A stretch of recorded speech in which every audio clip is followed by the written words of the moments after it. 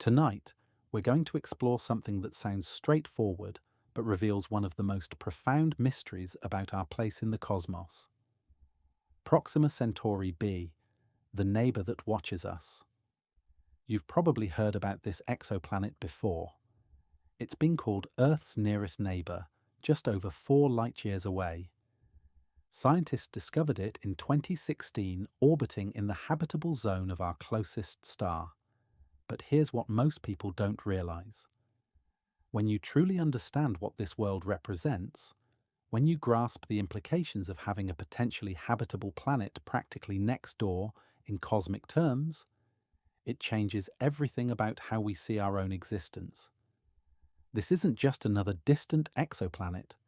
It's a world that might have weather, seasons, maybe even oceans, existing in a state of eternal day and eternal night, with a thin ribbon of perpetual twilight between them. And yet, despite being our closest planetary neighbour, it remains completely unreachable and utterly mysterious. By the end of tonight, you're going to understand why this nearby world might be the most important discovery in astronomy and what it tells us about the possibility that we're not alone. Before we dive in, if you find this kind of deep exploration interesting, a quick like or subscribe really helps the channel grow. It's a small thing for you, but it makes a huge difference for me. Now let's begin. You are looking up at a night sky filled with thousands of stars, each one a distant sun burning in the cosmic darkness. Some appear bright, others barely visible to your naked eye. But there is one star among them that holds a secret so profound, so unsettling in its implications, that it changes everything about how we understand our place in the universe. That star is Proxima Centauri, and orbiting around it, just 4.25 light-years away from where you sit right now, is a world that might be watching us back. Let that sink in for a moment. In all the vastness of space, with its hundreds of billions of galaxies, each containing hundreds of billions of stars, the very closest star to our own Sun harbours a planet in what we call the habitable zone. This is not a coincidence we should take lightly. This is not a distant curiosity relegated to the far reaches of space. This is our immediate cosmic neighbourhood, and it contains a world that, at least in terms of its distance from its star, receives the right amount of energy for liquid water to exist on its surface. Proxima Centauri b sits in that narrow band of space around its star where temperatures could allow for oceans, for weather, for the complex chemistry that makes life possible. When astronomers talk about the habitable zone, they are describing a region that is neither too hot nor too cold, neither so close to the star that water boils away into space, nor so far that it freezes permanently into ice. It is the Goldilocks zone where conditions might be just right, and our nearest stellar neighbour, the very first place we might look if we wanted to find another world like Earth, contains exactly such a place. Think about what this means. If you could somehow travel at the speed of light itself, racing through space at nearly 300 million meters per second, it would still take you over 4 years to reach this neighbouring world. Light that left Proxima Centauri b when you were in high school is just now arriving at Earth.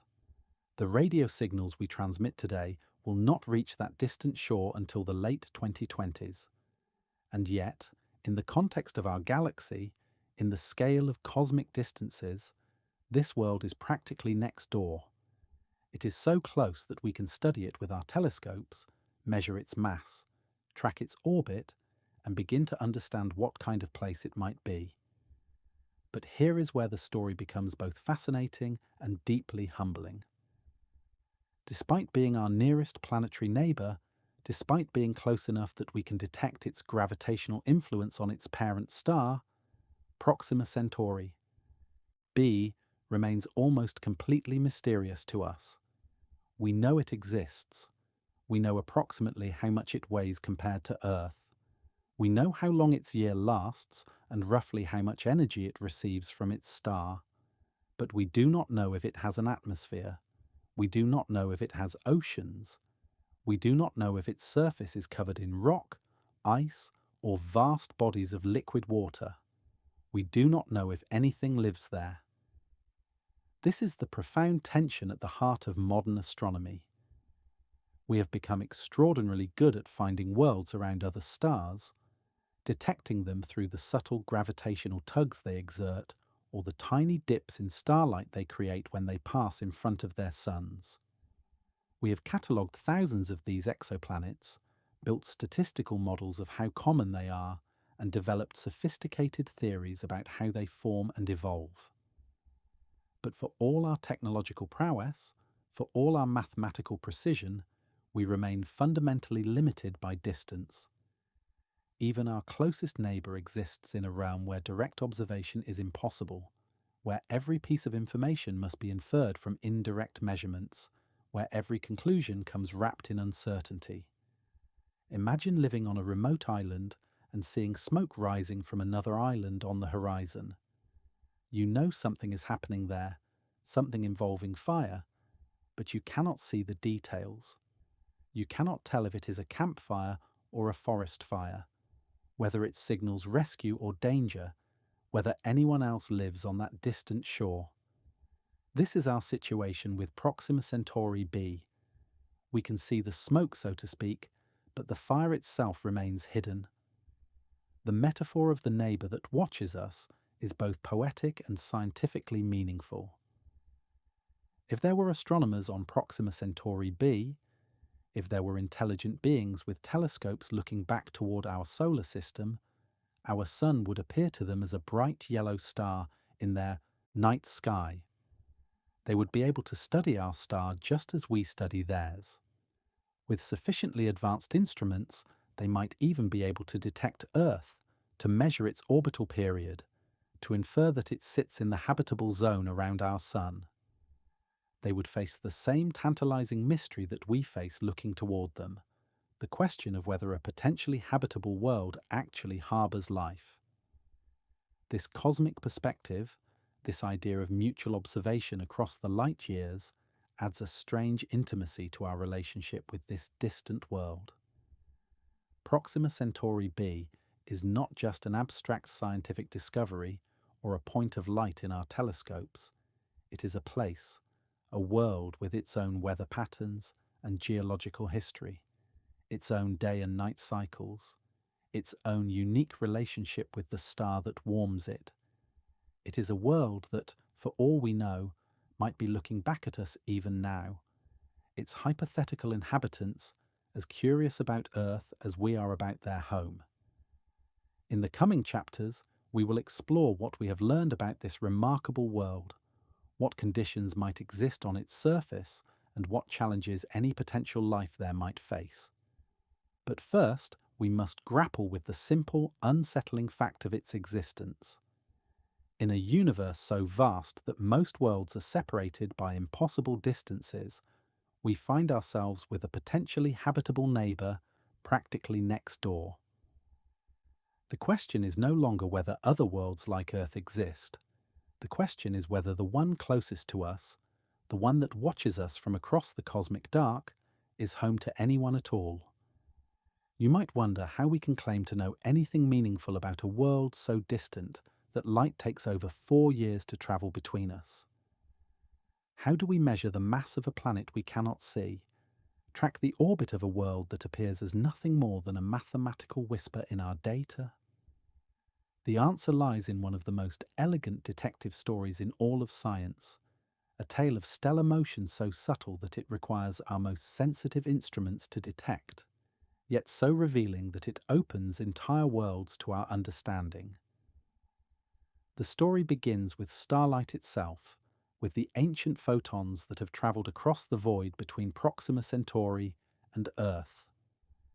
When this light finally arrives at our telescopes, after its 4-year journey through the darkness of space, it carries within it a detailed record of the star that created it. This record exists not as images or obvious signals, but as a spectrum, a rainbow of colours stretched out and examined with microscopic precision. Think of stellar light as a cosmic barcode, with each wavelength of colour representing a different aspect of the star's composition, temperature, and motion. Within this spectrum, astronomers can identify the fingerprints of individual chemical elements. Hydrogen creates absorption lines at specific wavelengths, helium at others, iron and calcium, and dozens of other elements, each contributing their own unique signatures to the overall pattern. These spectral lines appear as dark bands across the rainbow of starlight, gaps where specific wavelengths have been absorbed by the star's atmosphere. Under normal circumstances, these lines appear at precisely predictable locations, their wavelengths determined by the fundamental physics of atomic structure. But here is where the detective story begins in earnest. If a star moves toward us, even at speeds measured in mere meters per second, the Doppler effect shifts every wavelength of its light slightly toward the blue end of the spectrum. If it moves away from us, the light shifts toward the red. This is the same phenomenon that changes the pitch of a passing ambulance siren, but applied to light instead of sound. The faster the motion, the greater the shift. The precision required to measure these shifts is extraordinary, equivalent to detecting changes in colour so subtle that they would be invisible to any human eye, measurable only by instruments capable of distinguishing wavelength differences smaller than the width of a single atom. When astronomers first began studying Proxima Centauri with this level of precision, they discovered something remarkable. The star's spectrum was not constant. Instead, the wavelengths of its spectral lines shifted back and forth in a regular, repeating pattern. Sometimes the lines moved slightly toward the blue, indicating the star was moving toward us. Sometimes they shifted toward the red, showing motion away from us. This rhythmic dance of stellar motion, subtle beyond human perception, told a story of invisible companionship. The pattern revealed that Proxima Centauri was not alone. Something was tugging at it gravitationally, causing it to wobble back and forth in space, like a dancer responding to an unseen partner. This gravitational partner was far too small and dim to see directly, but its influence on the star was unmistakable. Every 11.2 days, the star completed one full cycle of this motion, moving toward us and then away from us in a rhythm as regular as a cosmic heartbeat. From this rhythm, astronomers could infer remarkable details about the invisible companion. The mathematics of orbital mechanics, worked out centuries ago by Kepler and Newton, provided the tools to translate stellar motion into planetary properties. The period of 11.2 days told them how far the planet orbited from its star. The amplitude of the stellar wobble, the maximum speed at which Proxima Centauri moved back and forth, revealed the minimum mass of the invisible world. The regularity of the pattern confirmed that this was indeed a planet in a stable orbit, not some other astronomical phenomenon. But here is the crucial limitation that keeps this detective story from becoming a complete biography. The radial velocity method, as astronomers call this technique, measures only the component of stellar motion that occurs along our line of sight. If a planet's orbit is tilted relative to our perspective, if we view it at an angle rather than edge on, then we see only a fraction of the star's true motion. This means we can determine only a minimum mass for the planet, not its actual mass. We know that Proxima Centauri b weighs at least 1.055 times as much as Earth, but it could be significantly more massive if its orbit is tilted away from our view. Similarly, the radial velocity method tells us nothing directly about the planet's radius, its density, or its composition. A rocky world the size of Earth would produce the same gravitational signal as a smaller, denser planet, or a larger, less dense one, as long as their masses were equivalent. The method reveals orbital dynamics with exquisite precision, but leaves the physical nature of the world itself largely mysterious. This limitation extends to perhaps the most crucial question of all: whether Proxima Centauri b has an atmosphere. The gravitational influence that betrays the planet's existence tells us nothing about whether it retains a blanket of gases, whether it hosts oceans or ice caps, whether its surface pressure would allow liquid water to exist. These fundamental questions about habitability remain unanswered by the very technique that revealed the planet's existence. What we have discovered through this process is both profound and humbling. We have learned to read the gravitational stories written in starlight, to detect the presence of invisible worlds through their subtle influence on their parent stars. We have developed instruments sensitive enough to measure stellar motions slower than a walking pace, precise enough to track orbital rhythms across years of patient observation. We have proven that planets exist around other stars and that at least one of them, our nearest neighbour, sits in the zone where life as we know it might be possible. Yet for all this technical achievement, for all the elegance of the physics involved, we remain in the position of archaeologists studying a distant civilization through shadows cast on a wall.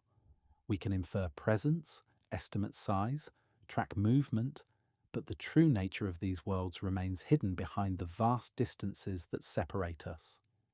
Proxima Centauri b exists in our data as a set of numbers, a collection of orbital parameters and mass estimates.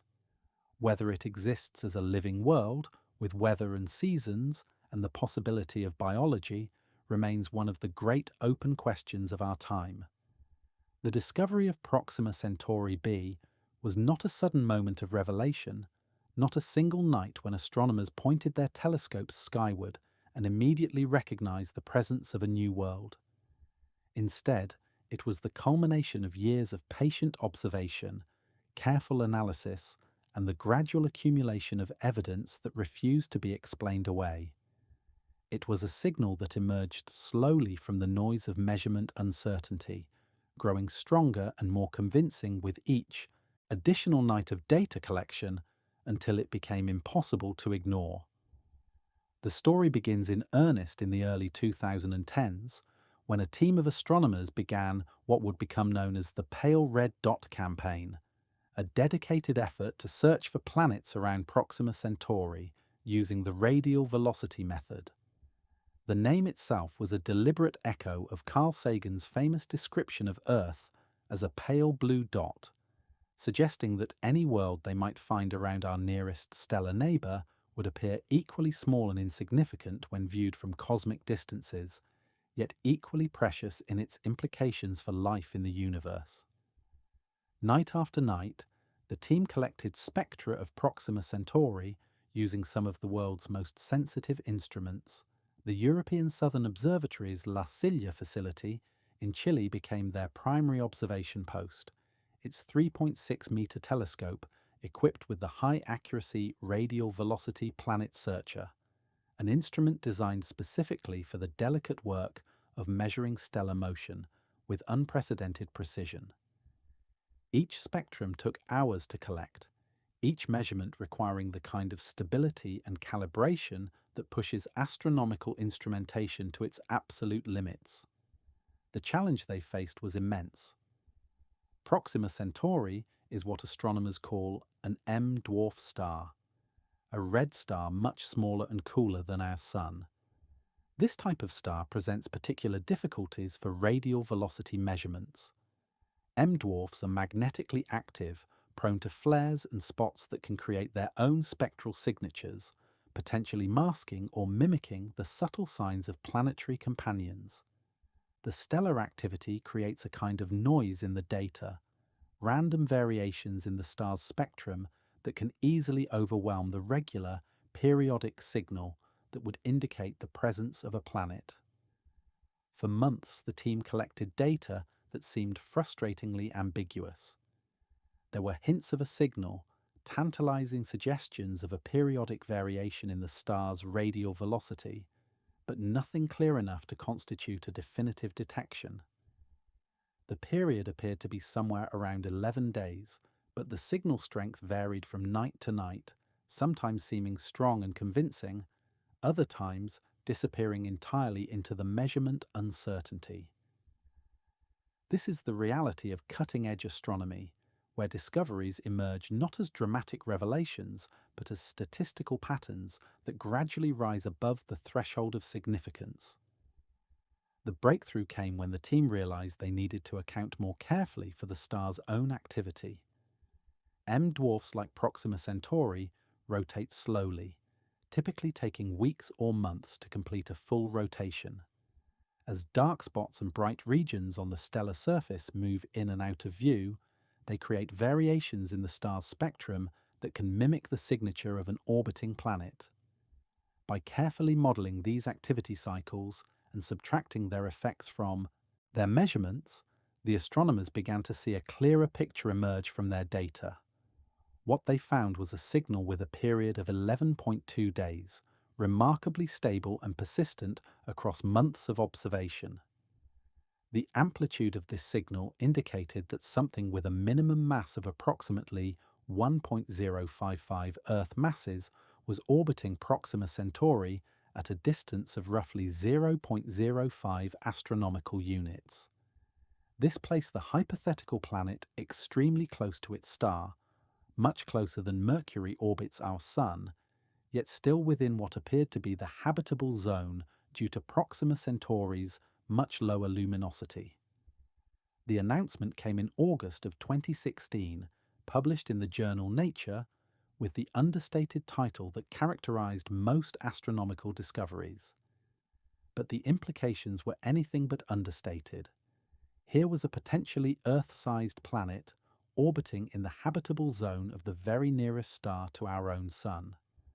The cosmic coincidence seemed almost too remarkable to believe. In a galaxy containing hundreds of billions of stars, most of them separated by light-years of empty space, our immediate stellar neighbour harboured a world that might, at least in principle, be suitable for life.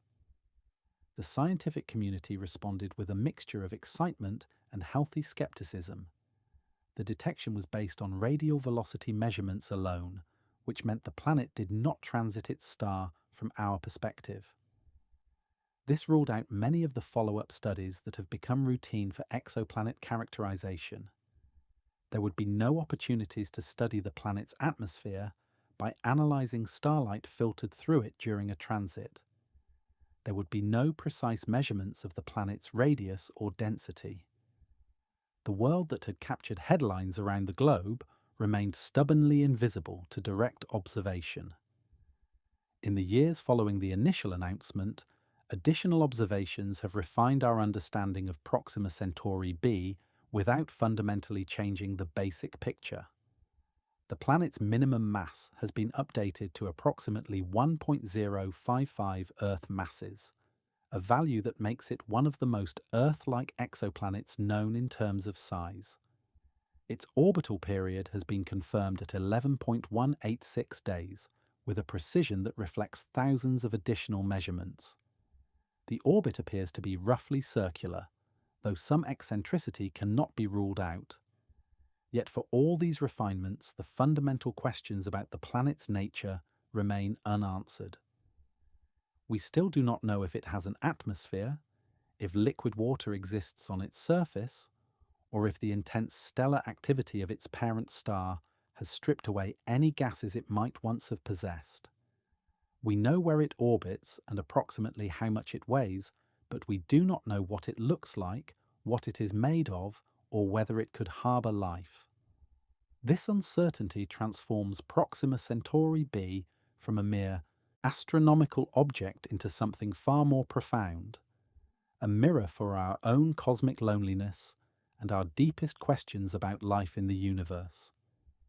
Here is a world close enough that we can study it with existing technology, yet far enough that it retains all its mysteries. It exists at the boundary between the known and the unknowable, a place where our most sophisticated instruments meet the fundamental limitations imposed by distance and the speed of light.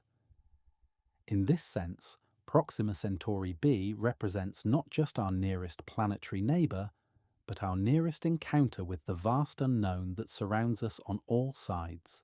To understand the world that orbits Proxima Centauri, you must first understand the star itself, for it is unlike our Sun in almost every meaningful way.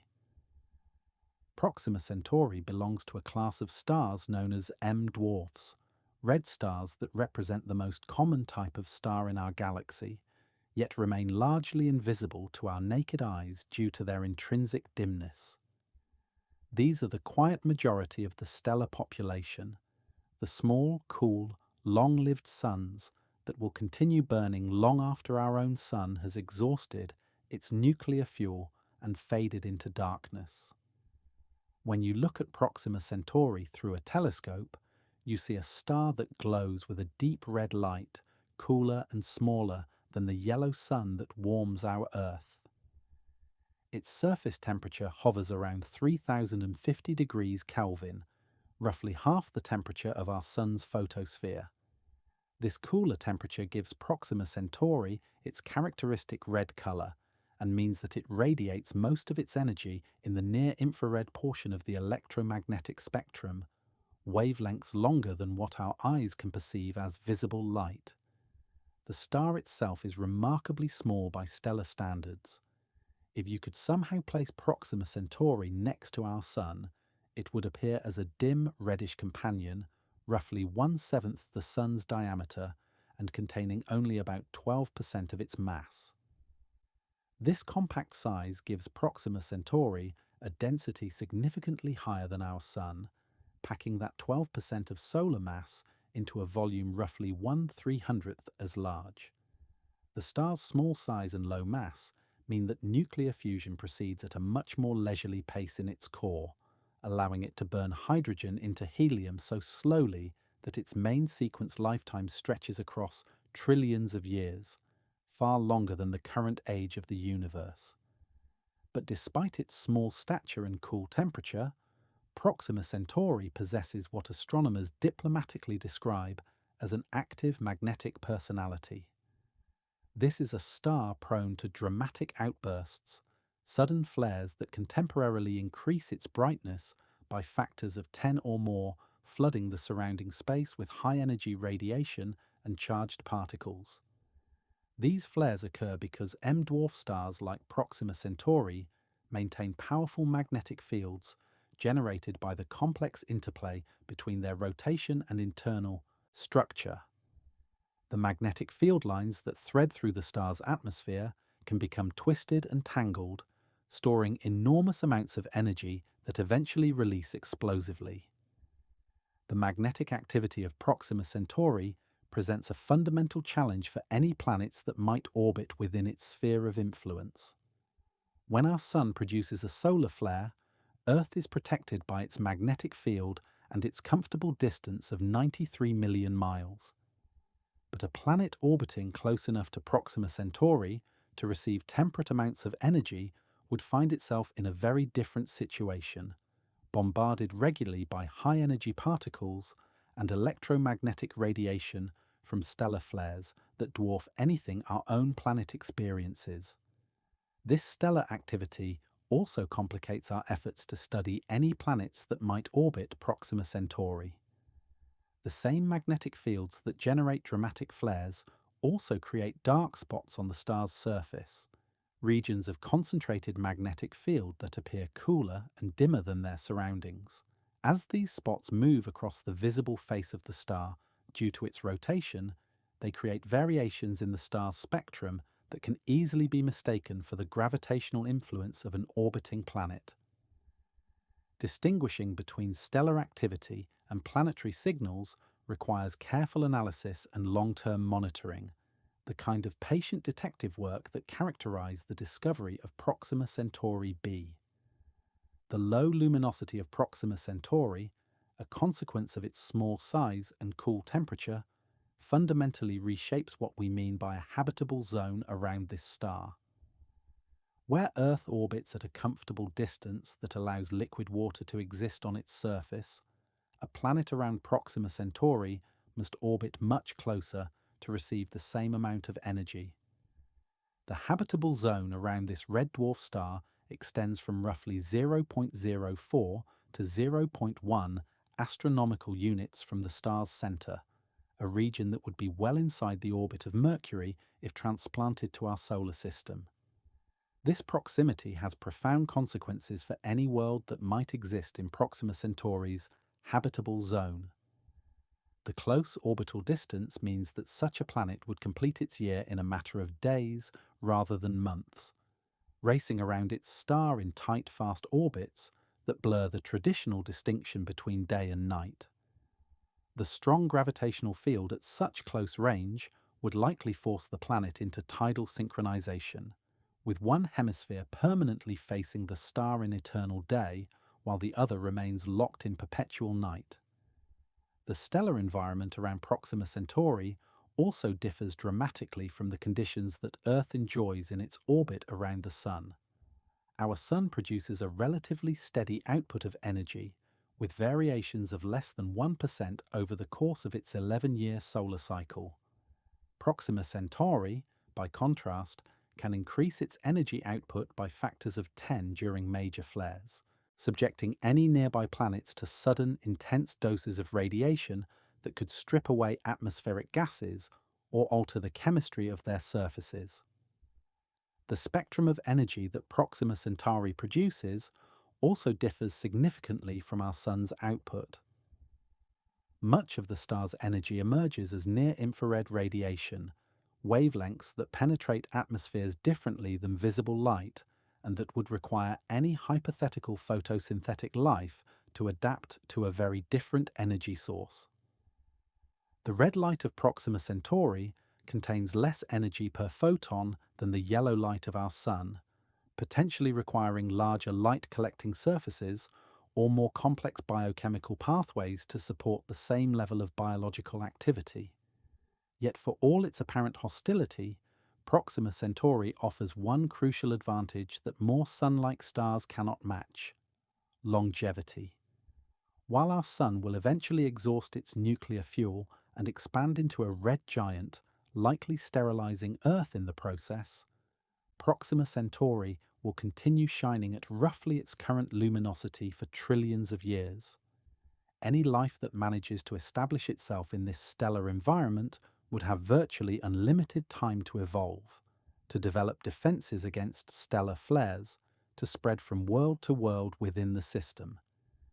The universe around Proxima Centauri is harsh, but it is also extraordinarily stable over cosmic timescales, offering the kind of long-term constancy that might allow even the most challenging environments to eventually become home to something remarkable.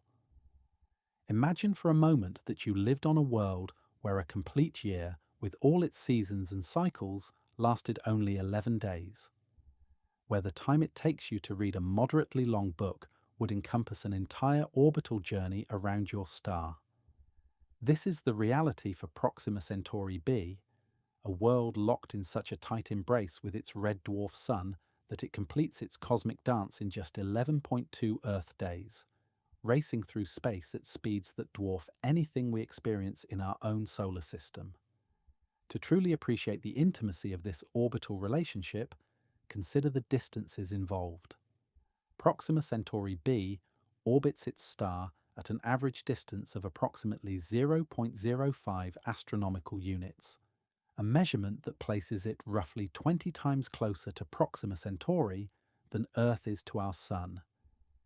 If you could somehow transport this alien world into our solar system, it would orbit well inside the path of Mercury, the innermost planet, completing more than 7 of its years for every single Mercury year. The gravitational bond between Proxima Centauri b and its star is so strong, the orbital velocity so high, that the planet hurtles through space at roughly 67 kilometers per second, nearly twice the orbital speed of Mercury around our Sun. This extraordinary closeness creates a relationship between star and planet unlike anything we know from our own experience. On Earth, our Sun appears as a disk roughly half a degree wide when viewed from our surface, small enough that you can cover it completely with your thumb held at arm's length. But from the surface of Proxima Centauri b, Proxima Centauri would loom much larger in the sky, appearing as a red disk roughly 3 times wider than our Sun appears from Earth. The star would dominate the planetary sky, a constant, overwhelming presence that never sets, never rises, but simply hangs in the heavens like a vast crimson eye. The energy that Proxima Centauri b receives from its star tells a fascinating story of stellar physics and planetary climate. Despite orbiting so close to Proxima Centauri that it would be instantly vaporized if placed at the same distance from our Sun, the planet receives only about 65% more energy than Earth receives from our much more distant but much brighter star. This is because Proxima Centauri, despite its magnetic fury and flaring activity, is intrinsically a very dim star, producing only about 0.0017 times the luminous power of our Sun. The planet's close orbit compensates for the star's feeble output, placing it in what astronomers call the habitable zone, where temperatures might allow liquid water to exist on the surface. But the concept of temperature becomes complex when applied to a world in such an extreme orbital configuration. Unlike Earth, where solar energy is distributed relatively evenly across the planet's surface through the cycle of day and night, Proxima Centauri b likely experiences a permanent division between hemispheres of fire and ice. The short orbital period, combined with the strong tidal forces generated by the close gravitational relationship, probably means that the planet has become tidally locked to its star, showing the same face to Proxima Centauri at all times, just as our Moon shows the same face to Earth. This tidal locking creates a world of permanent extremes. The day side of Proxima Centauri, b, would bask in the constant red glow of its star, receiving the full intensity of stellar radiation without respite. Temperatures on this hemisphere could soar to hundreds of degrees above the freezing point of water, potentially hot enough to boil away any oceans that might have once existed there. Meanwhile, the night side would be plunged into eternal darkness, never receiving direct starlight, potentially cold enough that any atmosphere might freeze out of the sky and condense on the surface as layers of solid carbon dioxide or nitrogen. The transition zone between these extremes, known as the terminator line, becomes one of the most intriguing regions on the planet. This boundary between day and night would experience a kind of permanent twilight, receiving energy through atmospheric circulation and heat transport from the day side, but never feeling the direct rays of the star. It is in this twilight region that conditions might be most favorable for liquid water and potentially for life itself. The rapid orbital motion of Proxima Centauri b also means that the planet experiences gravitational forces that change dramatically over the course of its 11-day year. As it races around its elliptical orbit, the planet moves closer to and farther from its star, experiencing variations in stellar radiation that could drive complex atmospheric dynamics. The changing gravitational pull of the star could also generate tidal heating within the planet's interior, potentially keeping its core molten and maintaining geological activity that might support a magnetic field. The speed of Proxima Centauri b's orbital motion creates another fascinating consequence. From the planet's surface, the background stars would appear to shift noticeably over the course of a single orbit. Unlike Earth, where the stellar background remains essentially fixed from night to night, an observer on Proxima Centauri b would see the constellations wheel across the sky as the planet's rapid motion around its star changes its position relative to distant stars. This stellar parallax would be subtle but measurable, a constant reminder of the planet's breakneck journey through space. Perhaps most remarkably, the 11-day year of Proxima Centauri b means that the planet has completed roughly 335 orbits since its discovery in 2016. In the time that Earth has travelled around the Sun fewer than 10 times since we first learned of our neighbour's existence, Proxima Centauri b has completed hundreds of its years, racing through cycles of whatever seasons it might experience at a pace that makes our own planet seem sluggish by comparison.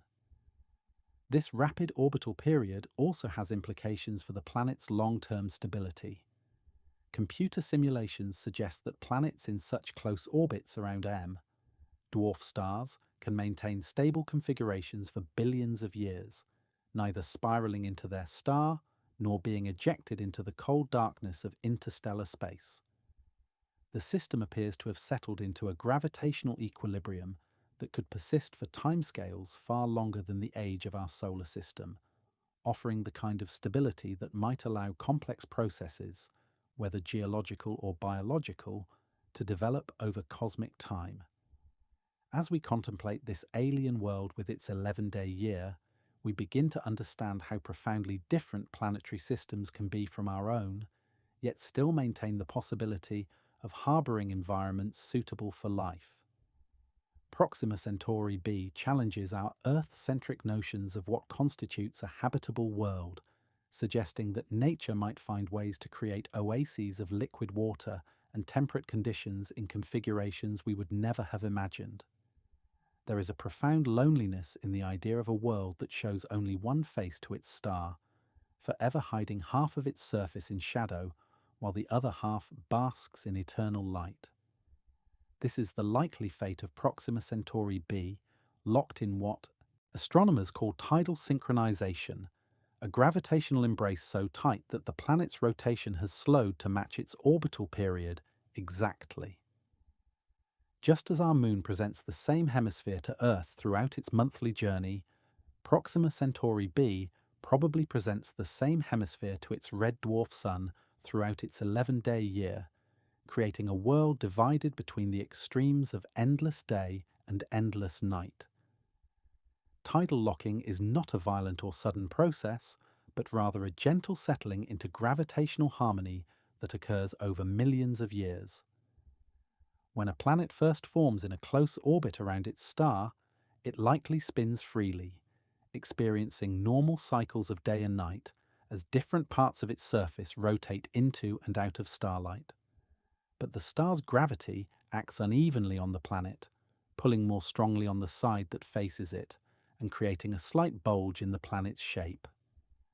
As the planet rotates, this bulge tries to keep pointing toward the star, but the rotation carries it slightly ahead or behind the optimal alignment. The resulting gravitational torque acts like a cosmic brake, gradually slowing the planet's rotation over geological timescales. With each passing orbit, the planet spins a little more slowly, its day growing longer as tidal forces dissipate its rotational energy. Eventually, the planet reaches a state of equilibrium where its rotational period exactly matches its orbital period, and the same hemisphere always faces the star. This synchronous rotation represents the gravitational configuration of lowest energy, a stable state that, once achieved, can persist for billions of years.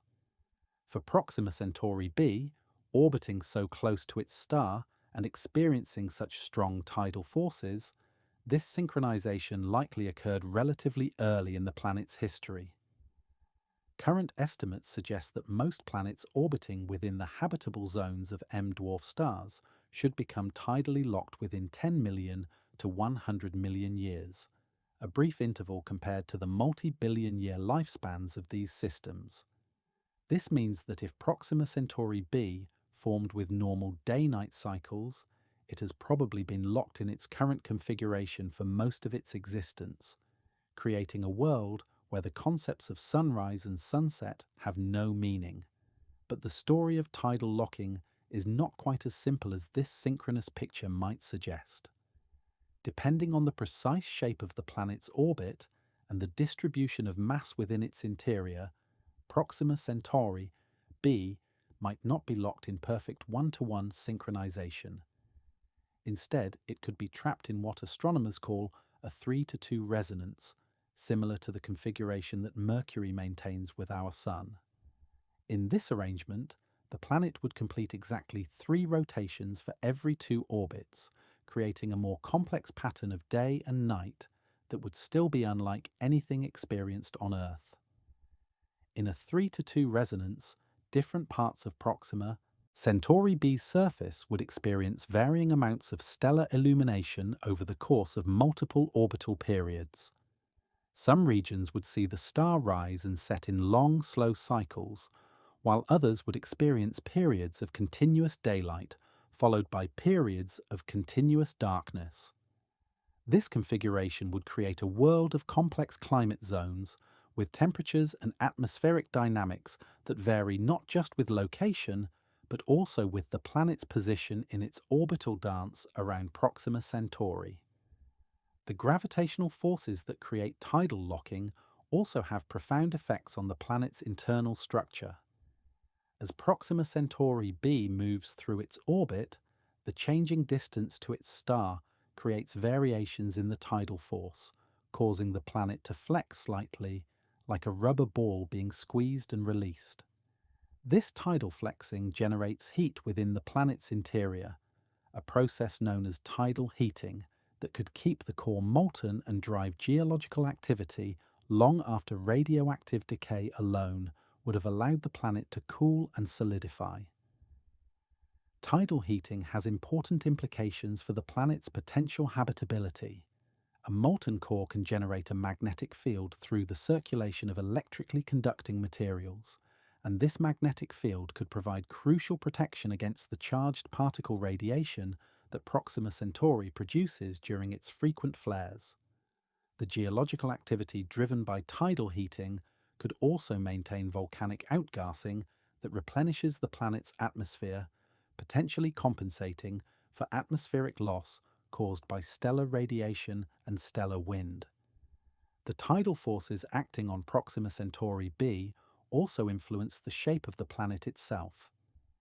Just as Earth's oceans bulge outward on the sides facing toward and away from the Moon, creating our familiar pattern of high and low tides, the solid body of Proxima Centauri b is deformed by its star's gravity. The planet takes on a slightly elongated shape, stretched along the line connecting it to Proxima Centauri. This deformation is permanent and much more pronounced than anything Earth experiences, creating a world where gravity varies noticeably depending on location, and where the very shape of the land reflects the gravitational influence of the star. If Proxima Centauri b has oceans, tidal locking would create a fundamentally different kind of world ocean than anything we know on Earth. Without the regular rise and fall of tides driven by a changing gravitational field, the planet's oceans would settle into a more static configuration, with circulation patterns driven primarily by temperature differences between the day and night sides rather than by tidal currents. The permanent temperature gradient between hemispheres could drive massive convection currents that transport heat from the day side toward the night side, potentially creating a global circulation pattern unlike anything in our terrestrial experience. The atmospheric dynamics of a tidally locked world would be equally alien. Without the Coriolis forces generated by planetary rotation, wind patterns would be controlled primarily by the temperature difference between the permanent day and night sides. Computer models suggest that such worlds could develop powerful atmospheric currents flowing from the hot day side to the cold night side, then returning at different altitudes to complete the circulation cycle. These winds could be strong enough to transport significant amounts of heat around the planet, potentially moderating the extreme temperature differences between hemispheres. As we contemplate the strange geometry of a tidally locked world, we begin to appreciate how profoundly different the experience of living on such a planet would be. There would be no daily cycle of light and shadow, no regular rhythm of temperature change, no familiar progression of sunrise and sunset to mark the passage of time. Instead, there would be the constant presence of a red star hanging motionless in the sky, the steady whisper of winds carrying heat from day to night, and the alien beauty of a world where light and shadow, heat and cold exist in permanent, unchanging domains. Picture standing on the surface of a world where the sun never moves from its position in the sky, where noon lasts forever and the shadows never shift. This is the day side of Proxima Centauri b, a hemisphere locked in eternal daylight under the red glow of its parent star. Here, in this land of perpetual illumination, the familiar rhythms of sunrise and sunset that govern life on Earth have no meaning. Instead, there is only the constant presence of Proxima Centauri hanging motionless in the heavens. A crimson disk nearly 3 times larger than our Sun appears from Earth, dominating the sky with its unwavering stare.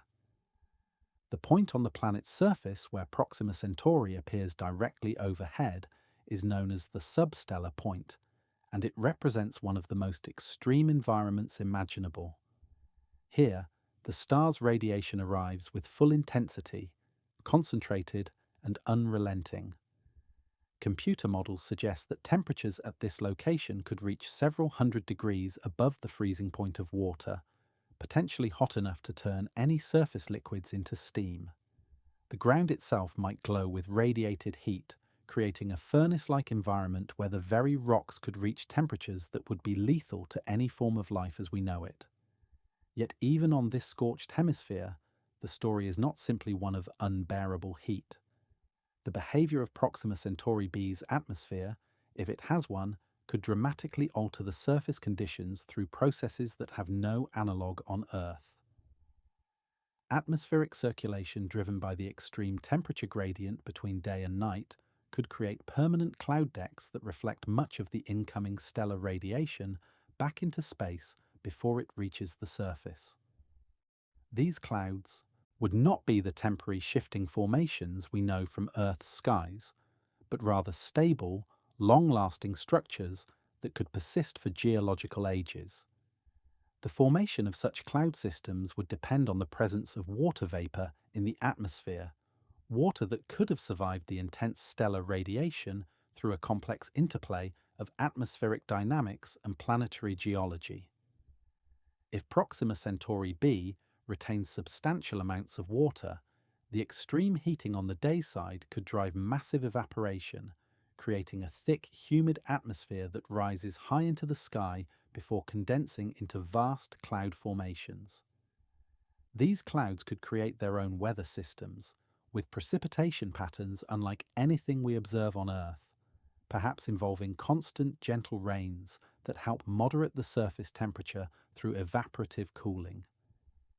The concept of an eyeball Earth has emerged from climate modelling studies as one possible configuration for Proxima Centauri b's dayside.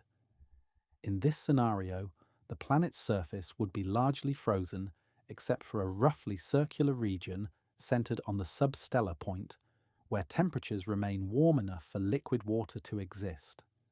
From space, such a world would appear to have a dark, icy surface, punctuated by a bright reflective eye of open water, hence the descriptive name. The boundaries of this liquid region would be determined by the delicate balance between stellar heating and atmospheric heat transport, creating a permanent oasis of temperate conditions surrounded by frozen wasteland. The atmospheric dynamics of the dayside would be dominated by convection, the rising of heated air that creates vertical circulation patterns extending high into the atmosphere. Unlike Earth, where solar heating varies with latitude and season, creating complex global wind patterns, the dayside of Proxima Centauri b would experience its most intense heating at a single point, driving convection cells that could extend from the surface to the very top of the atmosphere. These convection systems would act as enormous heat engines, lifting warm, moist air from the surface and transporting energy both vertically and horizontally across the planet. The red light of Proxima Centauri would give this hemisphere an alien appearance unlike anything in our earthly experience. Photosynthesis on Earth has evolved to harness the broad spectrum of visible light that our sun provides, with plants appearing green because they reflect the wavelengths they use least efficiently. But on Proxima Centauri b, any hypothetical plant life would need to adapt to the predominantly red and near-infrared radiation that the star produces. Such plants might appear black to our eyes, absorbing as much of the available light as possible, or they might have evolved entirely different biochemical pathways that seem exotic by terrestrial standards. The geology of the day side would also be shaped by the constant thermal stress of unvarying stellar heating. Without the regular expansion and contraction cycles that day-night temperature variations create on Earth, rocks on Proxima Centauri b's day side might experience different patterns of weathering and erosion.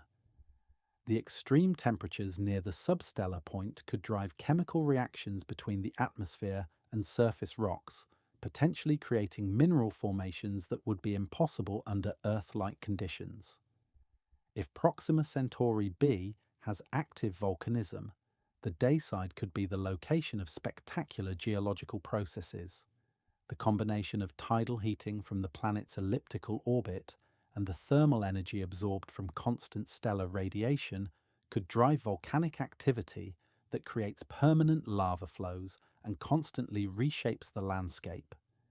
These volcanic processes could also contribute to atmospheric maintenance, releasing gases that help sustain whatever atmosphere the planet might possess against the erosive effects of stellar radiation and stellar wind. The horizon on the day side would present a unique vista, with the red star always visible in the same location, casting shadows that never change direction or length. Mountain ranges and valleys would create permanent patterns of light and shadow, with some slopes eternally bathed in starlight, while others remain in perpetual shade. The lack of atmospheric scattering that creates Earth's blue sky might mean that the day-side sky appears deep red or even black, except in the immediate vicinity of Proxima Centauri itself. Despite the apparent harshness of this environment, the day side of Proxima Centauri b might harbour the most favourable conditions for life on the planet. The combination of constant energy input, potential water availability, and stable atmospheric conditions could create niches where biology might take hold and thrive. The key would be finding the right balance of temperature, pressure, and chemical composition, perhaps in regions where topography or atmospheric circulation creates local climate zones that moderate the extreme conditions. As we contemplate this world of eternal noon, we begin to understand how alien yet potentially habitable such environments might be. The day side of Proxima Centauri b represents a completely different approach to planetary climate and atmospheric dynamics, one where the absence of day-night cycles creates opportunities for entirely new forms of weather, geology, and perhaps even biology that could challenge our Earth-centric assumptions about what constitutes a living world. Now turn away from the eternal fire of the day side and imagine stepping into a realm where darkness reigns absolute, where no dawn has ever broken the perpetual night that shrouds half of Proxima Centauri b. This is the night side, a hemisphere that has never felt direct starlight, where temperatures plummet to depths that could freeze the very air from the sky. Here, in this land of endless midnight, we encounter one of the most profound challenges that any potentially habitable world can face. The possibility that cold can become not just uncomfortable, but genuinely catastrophic for an entire planet's climate system.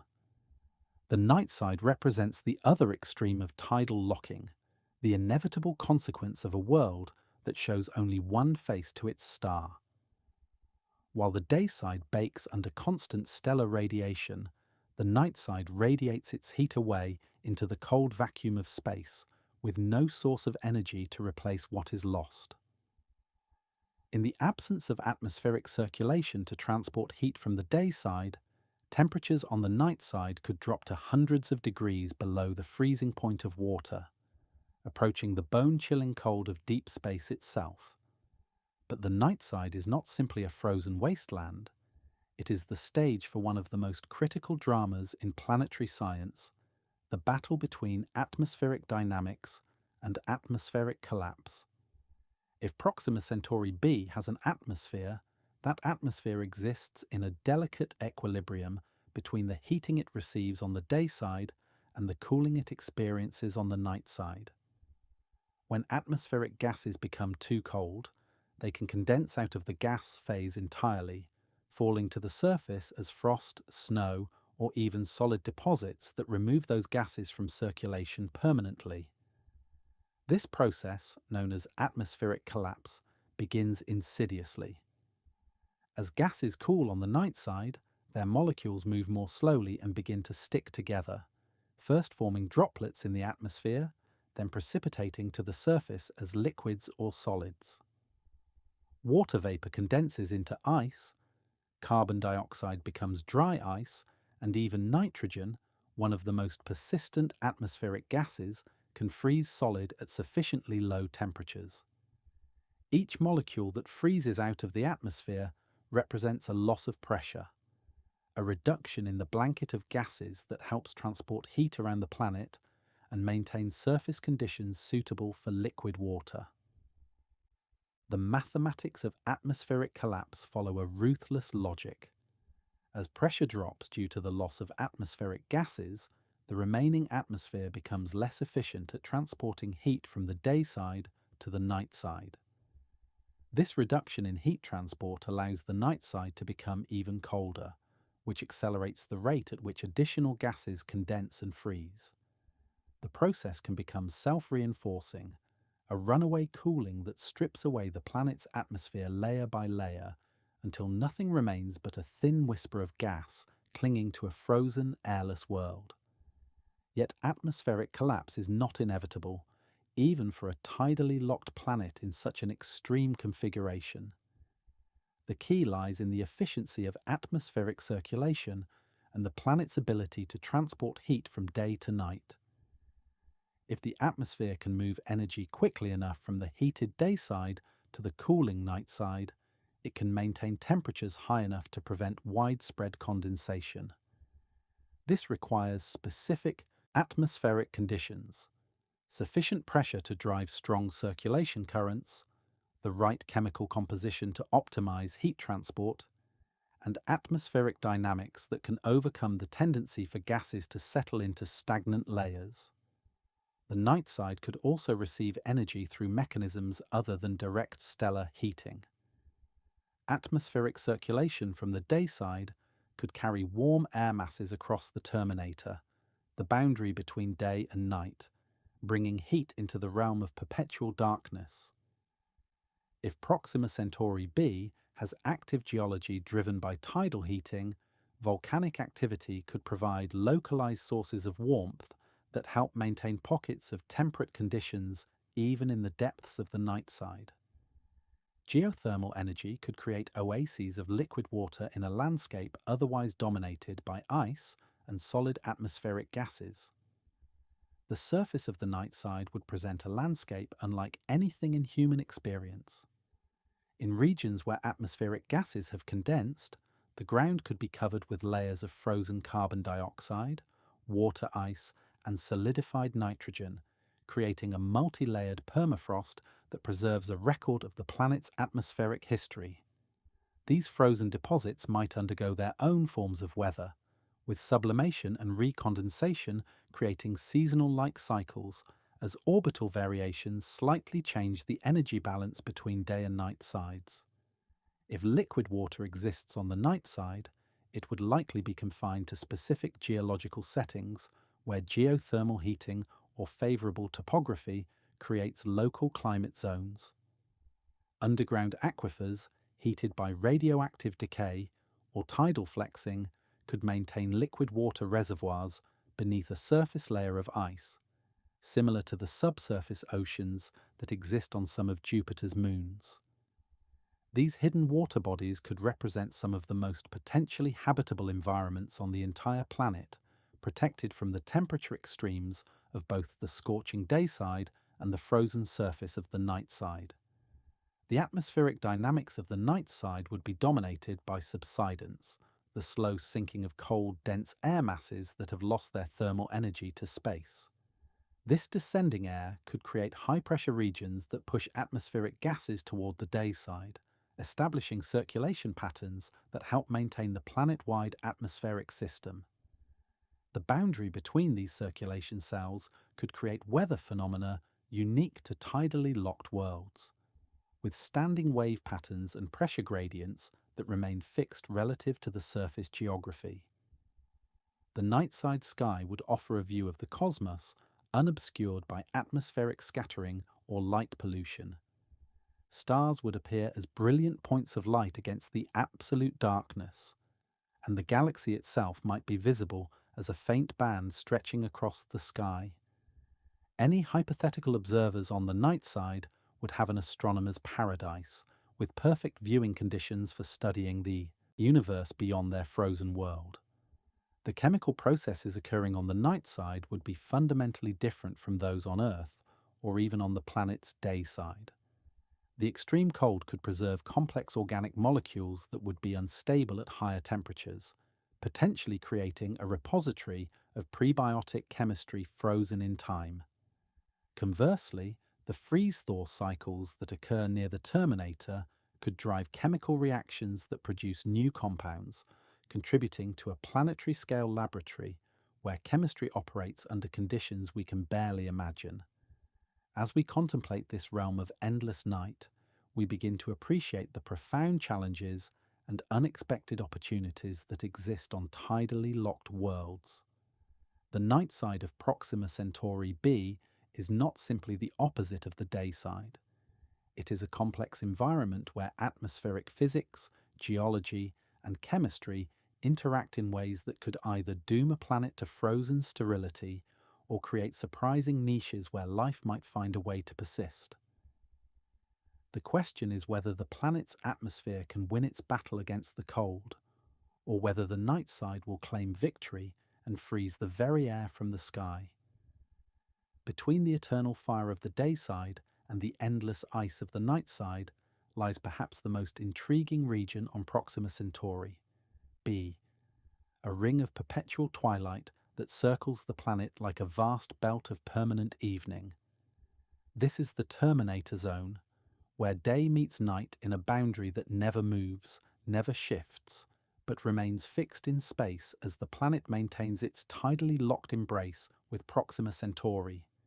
Here, in this realm of eternal dusk, we find conditions that might represent the sweet spot for habitability on this alien world, a place where the extremes of heat and cold meet and perhaps cancel each other out. The terminator is not a sharp line dividing light from darkness, but rather a gradual transition zone where the angle of incoming starlight becomes increasingly shallow until it disappears entirely. Imagine standing at the edge of this twilight belt and looking toward the day side, where the red disk of Proxima Centauri hangs low on the horizon, its light slanting across a landscape painted in shades of crimson and amber. The star never rises higher in the sky, never sets completely, but remains suspended at the boundary between visibility and invisibility, casting long shadows that stretch toward the night side like fingers reaching into the dark. The physics of the terminator zone creates a unique thermal environment that could be more hospitable than either of the planet's extreme hemispheres. Here, the intensity of stellar radiation is reduced by the shallow angle at which light arrives, spreading the same amount of energy over a much larger area than at the substellar point. This geometric effect means that temperatures in the twilight zone would be significantly cooler than on the day side, yet potentially warm enough to prevent the atmospheric collapse that threatens the night side. The terminator could represent a temperate band where liquid water might exist stably on the surface, neither boiling away under intense stellar heating, nor freezing solid in the absolute cold of permanent night. Atmospheric circulation would play a crucial role in shaping the climate of the twilight zone. Warm air masses rising from the heated day side would encounter the cooler conditions of the terminator, potentially creating complex weather patterns as the atmosphere adjusts to the changing energy balance. These circulation patterns could transport heat from the day side deep into the twilight zone, extending the region of potentially habitable temperatures well beyond what the geometry of solar illumination alone would suggest. The result could be a broad band of temperate climate that encircles the entire planet, a ring-shaped oasis where conditions might be suitable for liquid water and perhaps even for life. The topography of the terminator zone would have a profound influence on local climate conditions. Mountain ranges aligned perpendicular to the day-night boundary could create rain shadows and thermal barriers that fragment the twilight zone into distinct climate regions. Peaks that rise high enough to catch direct starlight could become warm islands in the cooler terminator environment, while valleys oriented toward the night side could remain perpetually cold and potentially serve as cold traps where atmospheric gases condense. The interplay between topography and atmospheric circulation could create a complex mosaic of microclimates within the broader twilight zone. If Proxima Centauri b has oceans, the terminator zone could host some of the most dynamic and potentially habitable marine environments on the planet. Ocean currents flowing from the heated day side would carry warm water into the twilight zone, where it would gradually cool as it moved toward the night side. This temperature gradient could drive thermohaline circulation, the same process that powers Earth's global ocean conveyor belt, creating deep water currents that transport heat and nutrients throughout the planetary ocean system. The resulting marine environment could be remarkably stable, with constant temperatures and steady nutrient flows that might support complex ecosystems. The light environment in the twilight zone would be unlike anything experienced on Earth. The red light of Proxima Centauri, already dim compared to our Sun, would be further attenuated by the shallow angle of illumination, creating a perpetual state of deep twilight reminiscent of the moments just after sunset on Earth. This low-light environment would present unique challenges and opportunities for any hypothetical photosynthetic life. Organisms would need to be extremely efficient at capturing and utilizing the limited available light, perhaps evolving specialized biochemical pathways that could extract energy from the predominantly red and near-infrared wavelengths that Proxima Centauri provides. The atmospheric chemistry of the twilight zone could be particularly complex due to the gradual transition from the oxidizing conditions that might exist on the hot day side to the reducing conditions that could prevail on the cold night side. Chemical gradients established by this transition could drive reactions that produce organic compounds, potentially creating a zone of enhanced prebiotic chemistry where the building blocks of life might naturally accumulate. The stable temperature and pressure conditions in the twilight zone could allow these chemical processes to operate over geological timescales, gradually building up complex organic inventories. Weather in the twilight zone would be dominated by the interaction between warm air masses from the day side and cold air masses from the night side. The boundary between these air masses could create persistent storm systems, areas of enhanced precipitation, and wind patterns that remain fixed relative to the surface geography. Unlike Earth's weather, which is driven by the rotation of the planet and the changing angle of solar illumination, weather in the terminator zone would be controlled by the permanent temperature gradient between day and night, creating atmospheric phenomena that could persist for thousands of years. The unique lighting conditions of the twilight zone would create landscapes of extraordinary beauty and strangeness. The low angle of illumination would emphasize surface textures and topographic features, casting dramatic shadows and creating vistas where every hill and valley is outlined in the red glow of the eternal sunset. The absence of atmospheric scattering that creates Earth's blue sky might mean that the twilight zone sky appears deep red or purple, with stars visible even during the planet's version of daytime. As we contemplate this belt of permanent evening, we begin to understand why the terminator zone might represent the most potentially habitable region on Proxima Centauri b. Here, the extremes that define the rest of the planet reach a kind of equilibrium, creating conditions that might be not just tolerable for life, but actually conducive to the complex chemistry and stable environments that biology requires. The twilight zone reminds us that habitability is not just about being in the right place relative to a star, but about finding the right balance between all the forces that shape a planetary environment. If Proxima Centauri b possesses oceans, these would not be the familiar seas of Earth, with their tides driven by lunar gravity and their currents shaped by planetary rotation. Instead, they would represent something far more extraordinary: a planetary-scale heat engine where vast bodies of water serve as the primary mechanism for transporting energy from the scorching day side to the frozen night side. These alien oceans could be the key to understanding how a tidally locked world might maintain habitable conditions across much of its surface, transforming what appears to be a planet of extremes into a world where liquid water persists in unexpected places. The fundamental driver of oceanic circulation on Proxima Centauri b would be the enormous temperature difference between hemispheres. On the day side, where surface temperatures could reach several hundred degrees above freezing, seawater would become hot enough to drive vigorous evaporation and thermal expansion.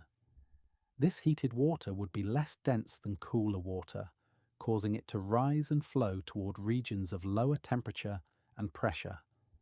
Meanwhile, on the night side, where temperatures could plummet far below freezing, any liquid water would become extremely dense and sink, creating a circulation pattern driven entirely by thermal gradients rather than the complex interplay of forces that shapes Earth's ocean currents.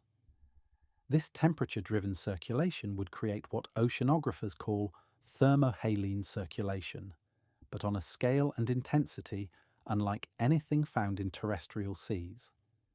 The term comes from the Greek words for heat and salt, referring to the way that differences in temperature and salinity drive deep ocean currents on Earth, but on Proxima Centauri b, the temperature differences would be so extreme that salinity would play a secondary role, with thermal gradients dominating the circulation patterns.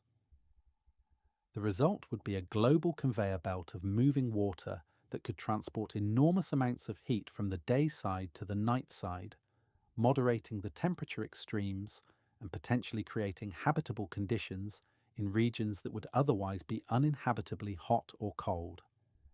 The surface currents of these alien oceans would flow in patterns determined by the fixed geometry of day and night. Warm surface waters heated on the day side would spread outward from the substellar point, flowing across the terminator zone and potentially extending well into the night side before cooling sufficiently to sink toward the ocean floor. These surface currents could maintain liquid water far beyond the regions where direct stellar heating would be sufficient to prevent freezing, effectively extending the habitable zone through dynamic heat transport rather than static thermal equilibrium. As the warm surface waters cool and sink on the night side, they would form deep, cold currents that flow back toward the day side along the ocean floor. This return circulation would complete the thermal cycle, carrying the now cooled water back to regions where it can be reheated by stellar radiation. The depth and strength of these deep currents would depend on the overall temperature difference between hemispheres and the specific geometry of any ocean basins that might exist on the planet's surface. The mixing and turbulence created by this circulation would have profound implications for the chemistry of Proxima Centauri b's oceans. Unlike Earth's oceans, which experience regular mixing due to tidal forces and seasonal variations, the oceans of Proxima Centauri b would be stirred by the constant circulation driven by temperature differences. This continuous mixing could prevent the formation of stagnant deep water layers and ensure that nutrients and dissolved gases remain distributed throughout the water column, potentially creating conditions more favourable for marine life than the stratified conditions that characterize much of Earth's deep ocean.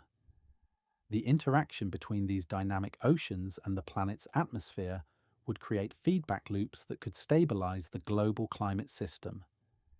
Evaporation from the hot surface waters on the day side would pump water vapor into the atmosphere, where it could form clouds that reflect some of the incoming stellar radiation back to space. These clouds could then be transported by atmospheric circulation toward the night side, where the water vapor would condense and fall as precipitation, potentially maintaining liquid water on the surface, even in regions that receive no direct starlight. If ice forms on the night-side oceans, it would create additional complexity in the circulation patterns. Unlike Earth's polar ice, which forms and melts seasonally, ice on Proxima Centauri b's night side could be a permanent feature, creating a boundary between the liquid ocean and the frozen surface. The interface between liquid water and ice could drive additional circulation patterns, with relatively warm water from the deep circulation melting ice from below while the surface continues to freeze due to heat loss to space. The salinity of these alien oceans could vary dramatically with location due to the extreme evaporation rates on the day side and the potential for ice formation on the night side. As water evaporates from the hot dayside ocean, it leaves behind dissolved salts, increasing the salinity and density of the remaining seawater. This hypersaline water would be particularly prone to sinking and flowing toward the night side as part of the deep circulation.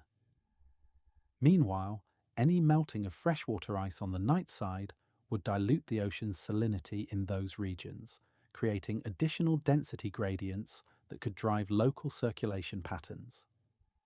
The biological implications of such dynamic oceans are profound and largely unexplored by terrestrial biology. The constant circulation and mixing could transport nutrients and organisms across vast distances, potentially allowing life that evolves in one region to spread throughout the planetary ocean system.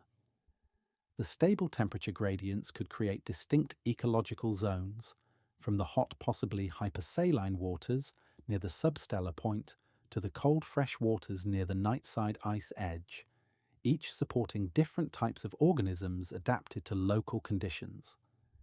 The timescales of oceanic circulation on Proxima Centauri b would be determined by the size of any ocean basins and the intensity of the Earth's thermal driving forces.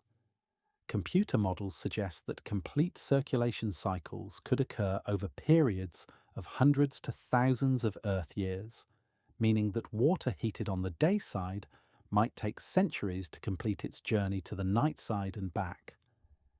This slow circulation would allow for complex chemical and potentially biological processes to occur during the water's long journey around the planet. As we contemplate these vast, slowly circulating oceans, we begin to understand how liquid water could persist on a tidally locked world through mechanisms that have no analogue in our earthly experience. The oceans of Proxima Centauri b, if they exist, would represent a fundamentally different approach to planetary heat distribution, one where the movement of water itself becomes the primary mechanism for creating and maintaining habitable conditions across a world of extremes. The question of whether Proxima Centauri b possesses an atmosphere may be the most crucial factor in determining the planet's habitability, yet it remains one of the most frustratingly unanswered aspects of this nearby world. An atmosphere is far more than simply a blanket of gas surrounding a planet. It is a complex dynamic system that can serve simultaneously as insulator, reflector, chemical reactor, and transport mechanism. The presence or absence of an atmosphere on Proxima Centauri b could mean the difference between a vibrant, potentially living world and a barren, airless rock locked in eternal extremes of heat and cold. Understanding the possible atmospheric states of Proxima Centauri b requires us to think beyond the familiar nitrogen-oxygen mixture that we breathe on Earth. The planet's close orbit around an active M-dwarf star creates conditions that could support atmospheric compositions, ranging from thin, tenuous envelopes barely clinging to the planet's surface, to thick, dense blankets that could dramatically alter surface conditions through greenhouse effects and atmospheric circulation. Each possible atmospheric configuration would create its own unique climate system, its own patterns of weather and temperature distribution, and its own potential for supporting liquid water and perhaps life. A thin atmosphere on Proxima Centauri b would offer minimal protection against the temperature extremes between day and night sides. Such an atmosphere might consist primarily of residual gases that have survived the erosive effects of stellar wind and high-energy radiation from Proxima Centauri's frequent flares. Water vapor, carbon dioxide, and noble gases like argon might persist in small quantities, creating an atmospheric pressure perhaps 1% of Earth's or even less. Under these conditions, the planet would experience dramatic temperature swings between hemispheres, with a limited atmospheric circulation to transport heat from the day side to the night side. The thin atmosphere would provide little greenhouse warming, meaning that any liquid water would be confined to very specific locations where local conditions create temporary oases of habitability. Conversely, a thick atmosphere could transform Proxima Centauri b into a world where greenhouse effects dominate the thermal budget. If the planet retained a dense atmosphere composed primarily of carbon dioxide, similar to Venus, but potentially more temperate due to the dimmer illumination from Proxima Centauri, the greenhouse effect could warm the entire planet sufficiently to maintain liquid water across much of its surface. This thick atmospheric blanket would also be much more effective at transporting heat from day to night, reducing the temperature contrast between hemispheres and potentially creating global conditions suitable for life. However, the same greenhouse effect that enables widespread habitability could also lead to runaway warming if atmospheric composition and pressure exceed certain thresholds. The chemical composition of any atmosphere on Proxima Centauri b would be shaped by the planet's unique environment and evolutionary history. Water vapor could be a major constituent if the planet has retained significant quantities of water and if atmospheric circulation is efficient enough to transport moisture from evaporation zones on the day side to condensation zones on the night side. Carbon dioxide might dominate if volcanic outgassing has been the primary source of atmospheric gases, or if the planet formed with a substantial inventory of carbon-bearing compounds. Nitrogen, while chemically inert, could persist as a background gas if it was present during the planet's formation and has not been stripped away by stellar activity. The interaction between atmospheric chemistry and stellar radiation creates another layer of complexity in understanding Proxima Centauri b's potential atmosphere. The high-energy ultraviolet and X-ray radiation that Proxima Centauri produces during its frequent flares could drive photochemical reactions that break apart molecules in the planet's upper atmosphere. Water vapor could be dissociated into hydrogen and oxygen, with the lightweight hydrogen escaping to space and leaving behind a more oxidizing atmospheric chemistry. Similarly, carbon dioxide could be broken down into carbon monoxide and atomic oxygen, potentially creating atmospheric compositions that have no analogue in our solar system. Atmospheric escape represents one of the most significant long-term challenges for maintaining a stable atmosphere on Proxima Centauri b.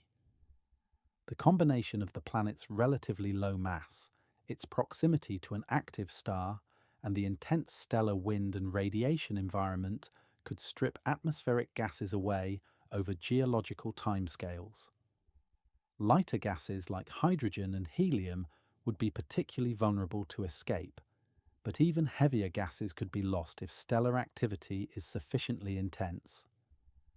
The planet's ability to retain an atmosphere over billions of years would depend on the balance between atmospheric loss processes and replenishment mechanisms such as volcanic outgassing or impacts from volatile-rich asteroids and comets. The dynamics of atmospheric circulation on a tidally locked world would be fundamentally different from the familiar patterns we observe on Earth.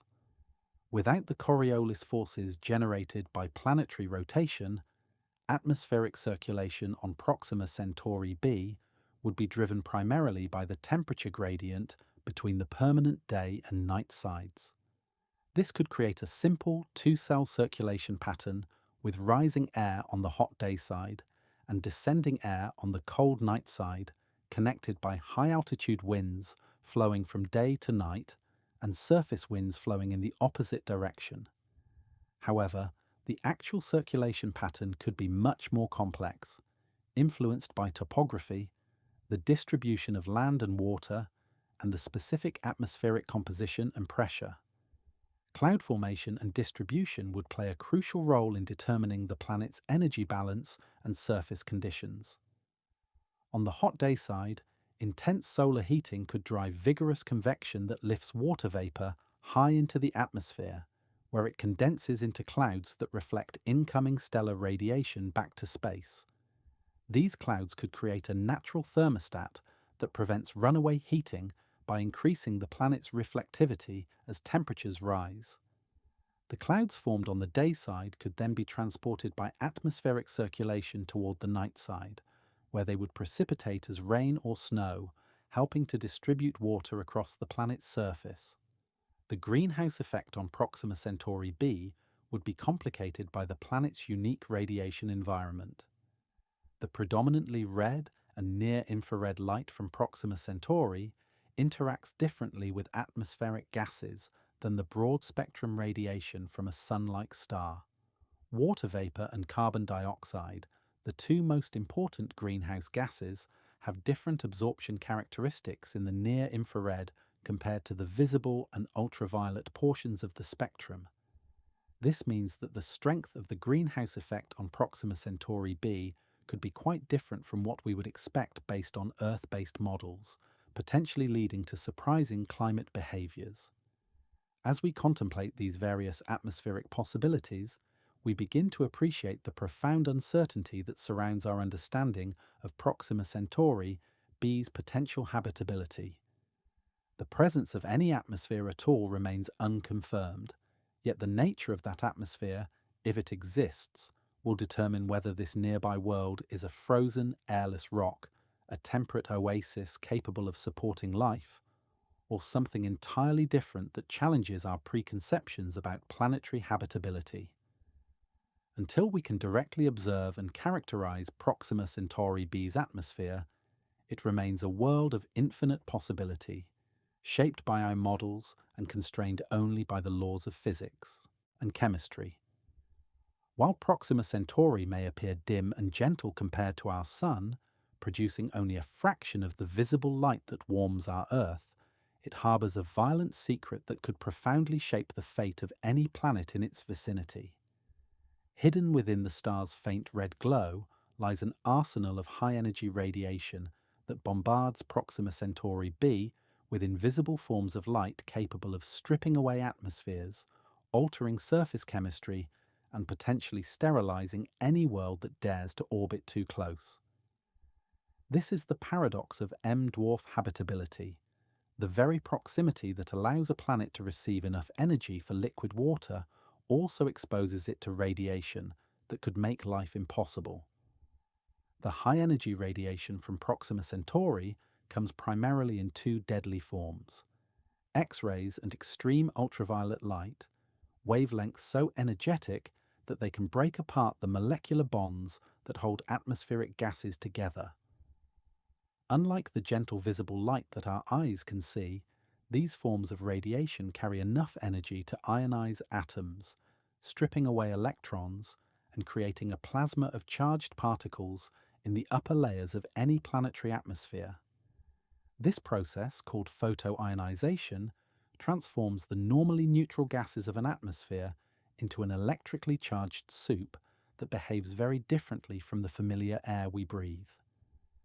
Current observations suggest that Proxima Centauri b receives between 100 and 400 times more extreme ultraviolet radiation than Earth receives from our Sun, a bombardment intense enough to fundamentally alter atmospheric chemistry and drive massive atmospheric escape. This extreme ultraviolet light, with wavelengths shorter than anything that reaches Earth's surface, penetrates deep into planetary atmospheres and breaks apart water molecules, carbon dioxide, and other compounds that might otherwise contribute to greenhouse warming and climate stability.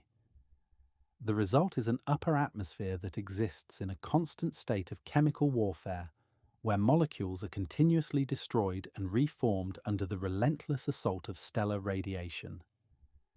The X-ray emission from Proxima Centauri adds another layer of atmospheric destruction, penetrating even deeper into planetary atmospheres and creating ionization that extends down toward the surface. During the star's frequent flares, X-ray emission can increase by factors of 10 to 100, subjecting any nearby planet to radiation doses that would be lethal to terrestrial life forms and capable of altering atmospheric chemistry on timescales of hours rather than geological ages. These X-ray flares create temporary but intense radiation environments that could sterilize surface regions and drive rapid atmospheric loss through enhanced heating of the upper atmosphere.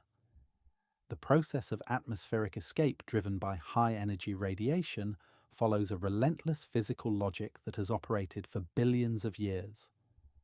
When extreme high, ultraviolet photons strike atmospheric molecules in the upper atmosphere, they deposit their energy as heat, raising the temperature of the gas to thousands of degrees.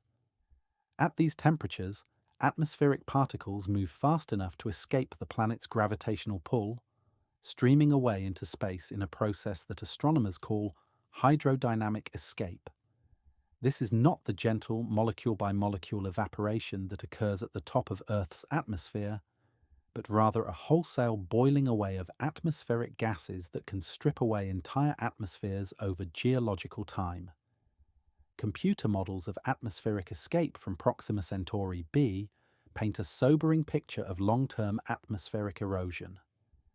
Even if the planet formed with a substantial atmosphere, the combination of intense stellar radiation and the planet's relatively low surface gravity could result in atmospheric loss rates hundreds or thousands of times greater than what Earth experiences. Over the billions of years since the planet's formation, this enhanced atmospheric escape could have removed many Earth atmospheres worth of gas, potentially leaving behind only the heaviest, least volatile compounds, or perhaps no atmosphere at all. The chemistry of atmospheric escape is selective, preferentially removing lighter elements and leaving behind heavier ones. Hydrogen, the lightest and most abundant element in the universe, escapes most easily, followed by helium, then heavier gases like oxygen, nitrogen, and carbon dioxide. This selective escape process could dramatically alter the composition of any remaining atmosphere, creating chemical environments that have no analogue in our solar system. A planet that began with an Earth-like atmosphere might end up with an atmosphere dominated by heavy noble gases or sulfur compounds, creating surface conditions unlike anything we can easily imagine. The timing of atmospheric loss adds another layer of complexity to this story. M-dwarf stars like Proxima Centauri are more active and luminous during their youth, producing even higher levels of high-energy radiation during the first billion years of their lives. This means that atmospheric escape would have been most intense during the period when life was first emerging on Earth, potentially preventing the development of stable atmospheric conditions needed for biological evolution. Any planet that managed to retain an atmosphere through this early period of intense stellar activity would face a gradually diminishing but still significant threat from ongoing atmospheric erosion. The magnetic field of Proxima Centauri b, if it exists, could provide some protection against atmospheric loss, but even strong magnetic fields have limitations when confronted with the intense radiation environment around an active M-dwarf star. Magnetic fields can deflect charged particles and help retain atmospheric gases, but they offer little protection against the high-energy photons that drive photoionization and atmospheric heating. A planet with a strong magnetic field might lose its atmosphere more slowly than an unprotected world, but the ultimate outcome could be the same over geological timescales. The implications of atmospheric erosion extend beyond simple habitability to questions about the long-term evolution of planetary systems around M-dwarf stars. If most planets in the habitable zones of these stars lose their atmospheres to stellar radiation, then the galaxy's most common type of potentially habitable world might actually be uninhabitable. This possibility, known as the atmospheric erosion hypothesis, suggests that the apparent abundance of potentially habitable planets around M-dwarf stars might be misleading, and that truly habitable worlds might be much rarer than current statistics suggest. Yet the story of atmospheric loss is not necessarily one of inevitable doom.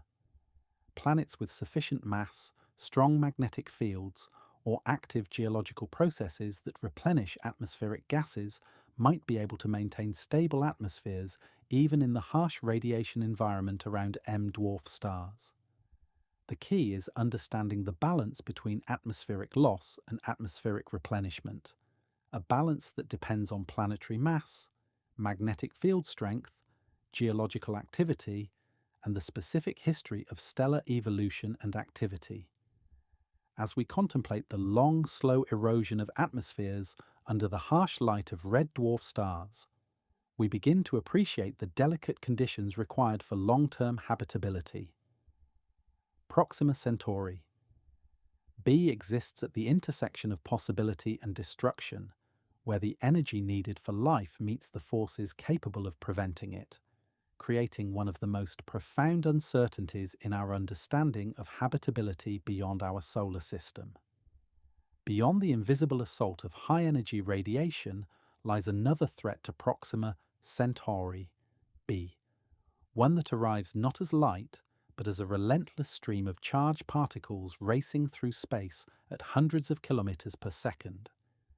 This is the stellar wind, a continuous outflow of electrons and protons that our Sun produces at a relatively gentle pace, but which Proxima Centauri unleashes with a fury that could overwhelm any planetary defenses. If atmospheric erosion by high-energy photons represents a slow strangulation of planetary atmospheres, stellar wind represents the possibility of sudden, violent atmospheric stripping that could render a world uninhabitable in a matter of millions rather than billions of years. The stellar wind from Proxima Centauri differs dramatically from the solar wind that bathes our Earth in its gentle embrace. Our Sun produces a wind of charged particles that travels at roughly 400 kilometers per second and exerts a pressure at Earth's orbit of only a few billionths of a pascal, barely enough to ruffle the outer edges of our planet's magnetosphere. But Proxima Centauri, despite being much smaller and less luminous than our Sun, generates a stellar wind that could be orders of magnitude more intense, creating pressures that would crush Earth's magnetic field and strip away our atmosphere in geologically brief periods. Computer models suggest that the stellar wind pressure experienced by Proxima Centauri b could be 50 to 2,000 times greater than what Earth experiences, a range that reflects both the planet's proximity to its star and the inherent uncertainty in modeling stellar wind production from M-dwarf stars. At the lower end of this range, a planet with a robust magnetic field might be able to deflect most of the stellar wind and maintain its atmosphere over geological timescales. At the upper end, even the strongest conceivable magnetic field would be compressed to such a small size that much of the planet's atmosphere would be directly exposed to the erosive effects of the stellar wind. The physics of stellar wind interaction with planetary magnetospheres follows well-understood principles, but the extreme conditions around Proxima Centauri push these interactions into regimes that have no analogue in our solar system experience. When the stellar wind encounters a planetary magnetic field, it compresses the field on the day side and stretches it into a long tail on the night side, creating a protective cavity called a magnetosphere within which the planet's atmosphere can exist in relative safety. The size of this magnetosphere depends on the balance between the planet's magnetic field strength and the pressure of the stellar wind. Stronger magnetic fields create larger magnetospheres, while higher stellar wind pressures compress magnetospheres to smaller sizes. For Proxima Centauri b, Even optimistic estimates suggest that any magnetosphere would be compressed to a fraction of the size of Earth's protective magnetic bubble. While Earth's magnetosphere extends roughly 10 Earth radii toward the Sun, providing ample protection for our entire atmosphere, Proxima Centauri B's magnetosphere might extend only a few planetary radii from the surface, leaving much of the upper atmosphere directly exposed to stellar wind erosion. This compression would be particularly severe during periods of enhanced stellar activity, when increased stellar wind pressure could push the magnetosphere boundary down almost to the planetary surface. The variability of stellar wind from Proxima Centauri adds another layer of complexity to the atmospheric erosion story. Unlike our Sun, which maintains relatively steady stellar wind conditions punctuated by occasional storms, Proxima Centauri's stellar wind varies dramatically in response to the star's magnetic activity cycles and frequent flaring events. During major flares, the stellar wind pressure could increase by factors of 10 to 100, creating temporary conditions that overwhelm any magnetic protection and allow direct atmospheric stripping for periods lasting hours to days. The mechanism of stellar wind atmospheric erosion operates through a process called sputtering, where high-energy particles in the stellar wind collide with atmospheric molecules and literally knock them out of the atmosphere and into space. Unlike the thermal escape driven by high-energy radiation, which preferentially removes light elements like hydrogen and helium, sputtering can remove any atmospheric constituent, including heavy molecules like carbon dioxide and water vapor. This makes stellar wind erosion particularly devastating for atmospheric retention, as it can strip away the very gases that contribute most to greenhouse warming and climate stability. The composition of Proxima Centauri's stellar wind could also differ significantly from the solar wind we know from our own star. The intense magnetic activity that characterizes M-dwarf stars might accelerate heavier ions to high velocities, creating a stellar wind enriched in elements like oxygen, nitrogen, and carbon. These heavier particles would be particularly effective at sputtering atmospheric gases, as their greater mass allows them to transfer more energy to atmospheric molecules during collisions. The result could be atmospheric erosion rates that exceed even the most pessimistic estimates based on solar wind analogues. The temporal evolution of stellar wind pressure presents yet another challenge for long-term atmospheric retention. M-dwarf stars like Proxima Centauri maintain high levels of magnetic activity for much longer periods than Sun-like stars, potentially subjecting orbiting planets to intense stellar winds for billions of years. While our Sun's stellar wind has weakened significantly since its youth, allowing Earth's atmosphere to recover from early periods of enhanced atmospheric loss, Proxima Centauri might maintain destructive stellar wind conditions throughout the main sequence lifetime of the star. The interaction between stellar wind and planetary atmospheres becomes even more complex when we consider the possibility of atmospheric replenishment through geological processes. Volcanic outgassing, impacts from volatile-rich comets and asteroids, and other geological processes can add gases to planetary atmospheres at rates that might balance atmospheric loss under some conditions. For Proxima Centauri b, the key question becomes whether any realistic rate of atmospheric replenishment could keep pace with the intense atmospheric loss driven by stellar wind erosion. The magnetic field generation mechanism on Proxima Centauri b itself represents a crucial unknown in this story. Planetary magnetic fields are typically generated by the circulation of electrically conducting fluids in planetary cores, a process that depends on planetary rotation rate, core composition, and internal heat sources. The tidal locking that likely characterizes Proxima Centauri b could affect the planet's ability to generate a magnetic field, potentially leaving it more vulnerable to stellar wind erosion than planets with more rapid rotation rates. Recent advances in magnetohydrodynamic modeling have revealed additional complexities in stellar wind-magnetosphere interactions that could be particularly relevant for close-in planets around active stars. Magnetic reconnection events, where stellar and planetary magnetic field lines connect and explosively release energy, could create temporary gaps in magnetospheric protection that allow enhanced atmospheric loss. These reconnection events could occur more frequently and with greater intensity in the strong magnetic fields and high stellar wind pressures that characterize the Proxima Centauri system. As we contemplate the relentless pressure of stellar winds bearing down on our nearest planetary neighbour, we begin to understand how the seemingly empty space between star and planet teems with invisible forces capable of shaping planetary evolution.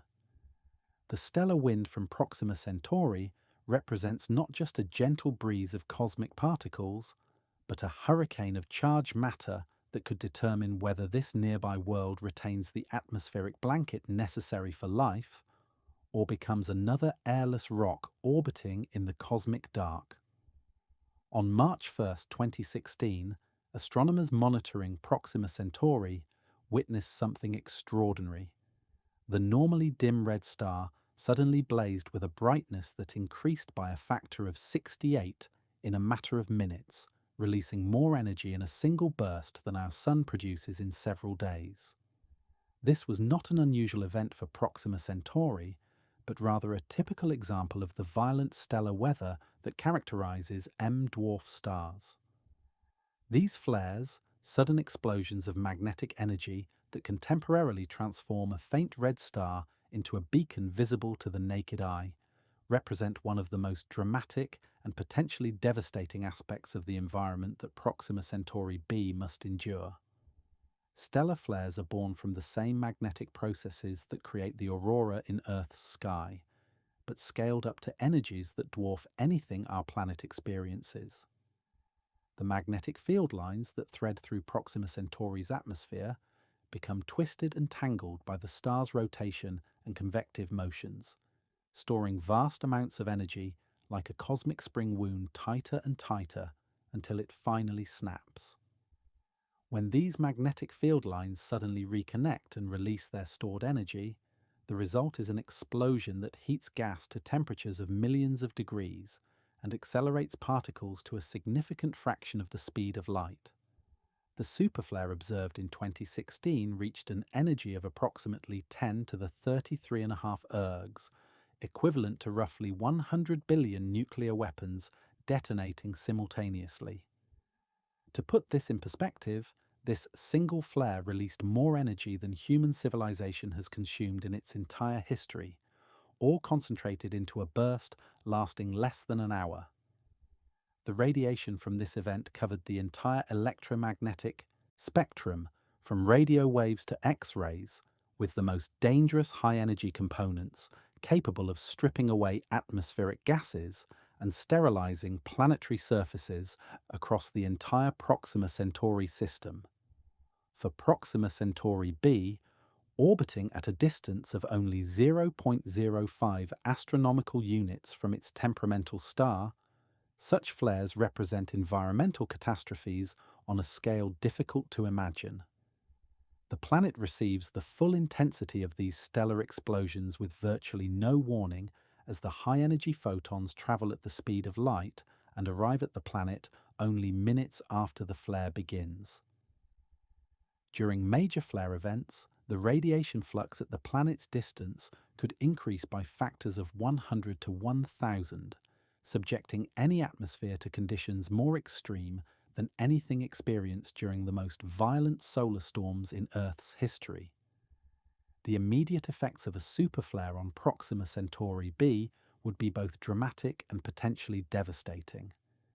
The intense ultraviolet and X-ray radiation would penetrate deep into any planetary atmosphere, ionizing gases and creating a temporary layer of charged particles that could disrupt atmospheric chemistry for days or weeks after the flare.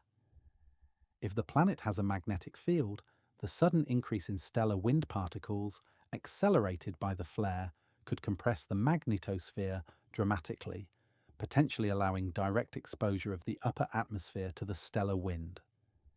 The combination of high-energy radiation and enhanced particle bombardment could strip away significant quantities of atmospheric gas in a matter of hours. The frequency of these flares adds another layer of concern for the long-term habitability of Proxima Centauri b. Observations suggest that Proxima Centauri produces significant flares roughly once every 2 months, with superflares like the 2016 event occurring several times per year. Over the billions of years since the planet's formation, it would have experienced millions of such events, each one capable of eroding atmospheric gases and potentially sterilizing surface regions. The cumulative effect of this flare bombardment could be far more significant than the steady erosion caused by the star's quiescent high-energy radiation output. Yet the story of stellar flares and planetary habitability is not entirely one of destruction. The same magnetic activity that generates devastating flares might also indicate the presence of strong stellar magnetic fields that could provide some protection against galactic cosmic rays, high-energy particles from deep space that represent another threat to planetary atmospheres and surface life. Additionally, some researchers have suggested that the intense energy input from flares could drive complex atmospheric chemistry that might actually enhance the production of organic compounds necessary for the origin of life. The timing and evolution of flare activity from M-dwarf stars like Proxima Centauri follows patterns that could be crucial for understanding planetary habitability. Unlike Sun-like stars, which become less magnetically active as they age, M-dwarf stars can maintain high levels of flare activity for billions of years.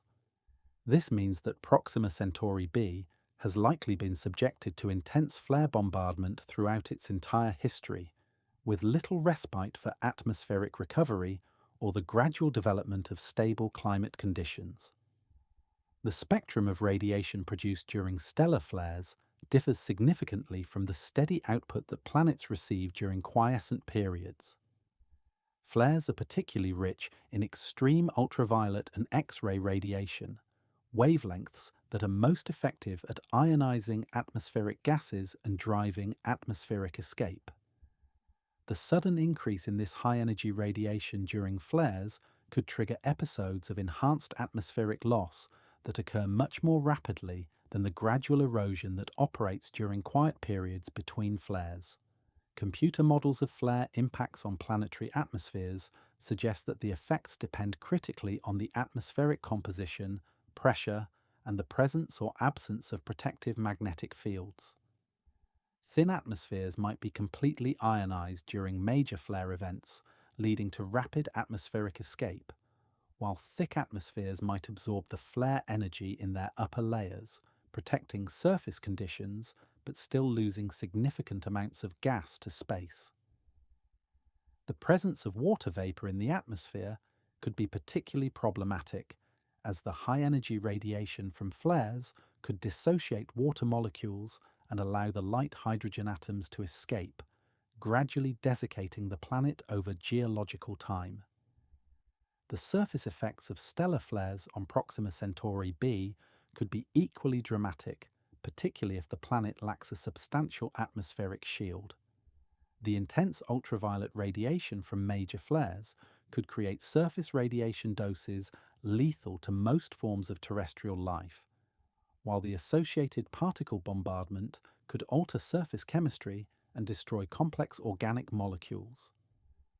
Any hypothetical life on the planet would need to develop protective mechanisms, perhaps living underground or developing extremely efficient DNA repair systems to survive in such a harsh radiation environment.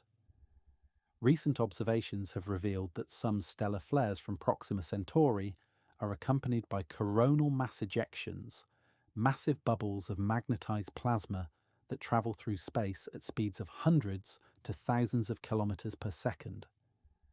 When these plasma clouds encounter planetary magnetospheres, they can cause severe magnetic storms that compress protective magnetic fields and allow enhanced atmospheric stripping.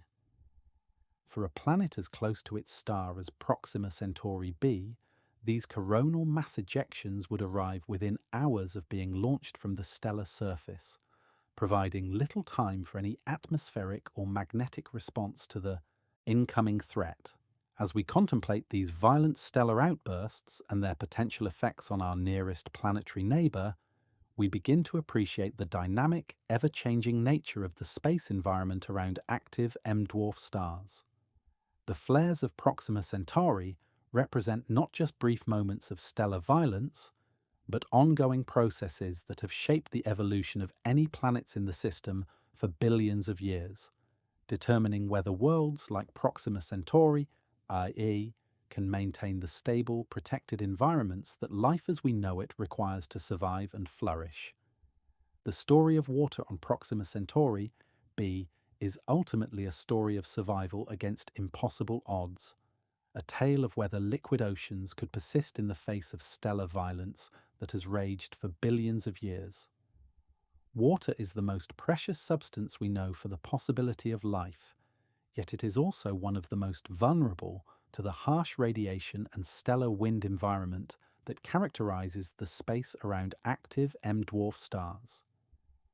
Understanding whether Proxima Centauri b has retained its water, lost it entirely, or exists in some intermediate state between ocean world and desert planet represents one of the most crucial questions in determining the habitability of our nearest planetary neighbour. The challenge begins with the early history of the Proxima Centauri system, during a period that astronomers call the pre-main sequence phase. Like all low-mass stars, Proxima Centauri was significantly brighter and more active during its youth, potentially producing 100 to 1,000 times more high-energy radiation than it does today.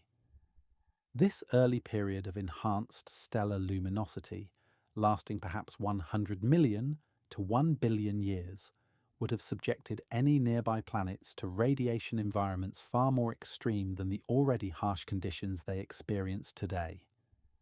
For a planet forming in what would eventually become the habitable zone, this early stellar activity could have been catastrophic for water retention.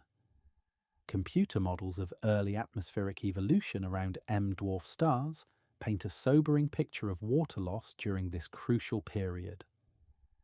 The intense extreme ultraviolet radiation from the young active star would have penetrated deep into any planetary atmosphere, breaking apart water molecules through a process called photodissociation. When high-energy photons strike water vapor in the upper atmosphere, they split the H2O molecules into their constituent hydrogen and oxygen atoms. The lightweight hydrogen atoms, with their high thermal velocities, can then escape to space, while the heavier oxygen atoms tend to remain behind, gradually building up an increasingly oxygen-rich atmosphere. The mathematics of hydrogen escape during this early period suggest that Proxima Centauri b could have lost the equivalent of multiple Earth oceans worth of water during its first billion years. The exact amount depends on the planet's initial water inventory, the strength and duration of the stellar activity phase, and the planet's ability to protect its atmosphere through magnetic fields or atmospheric dynamics. Recent studies suggest that even under relatively optimistic conditions, the planet might have lost between 1/10 and 1 full Earth ocean equivalent of hydrogen, representing a massive desiccation event that could have transformed a water-rich world into a dry, potentially uninhabitable desert. Yet the story of water loss is not necessarily one of complete atmospheric stripping and planetary sterilization. The rate of hydrogen escape depends critically on the atmospheric composition and pressure, creating feedback mechanisms that could limit the extent of water loss under some conditions. If Proxima Centauri b formed with a massive atmosphere, the lower layers of that atmosphere might have remained protected from stellar radiation, while the upper layers were stripped away. This could result in a planet that loses some of its water, but retains enough to maintain oceans and potentially habitable surface conditions. The presence of heavier atmospheric gases like carbon dioxide and nitrogen could also affect the water loss story by altering the atmospheric structure and the efficiency of hydrogen escape. A thick carbon dioxide atmosphere could absorb much of the incoming stellar radiation in its upper layers, protecting water vapor in the lower atmosphere from photodissociation. However, the same radiation that threatens to destroy water could also break apart carbon dioxide molecules, potentially removing the very atmospheric components that might protect against water loss. The geological context of water retention adds another layer of complexity to this story. If Proxima Centauri b experienced significant volcanic activity during its early history, volcanic outgassing could have continuously replenished atmospheric water vapor even as stellar radiation drove hydrogen escape.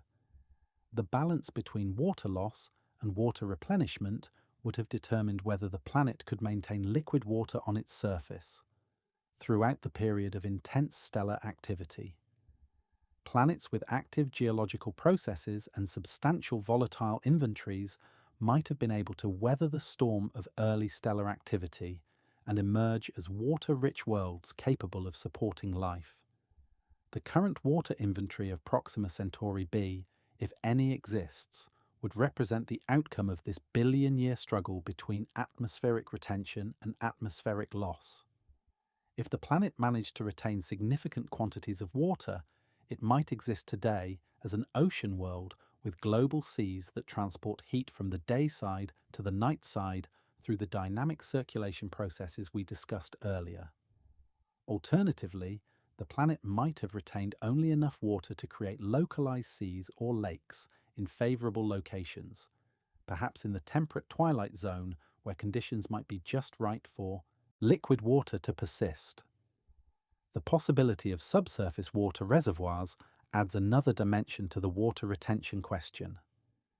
Even if Proxima Centauri b lost most of its surface water to stellar radiation and atmospheric escape, substantial quantities of water might persist in underground aquifers, protected from stellar radiation by kilometers of solid rock. Geothermal heating from radioactive decay or tidal flexing could keep these subsurface reservoirs liquid, creating hidden oceans beneath a seemingly dry surface.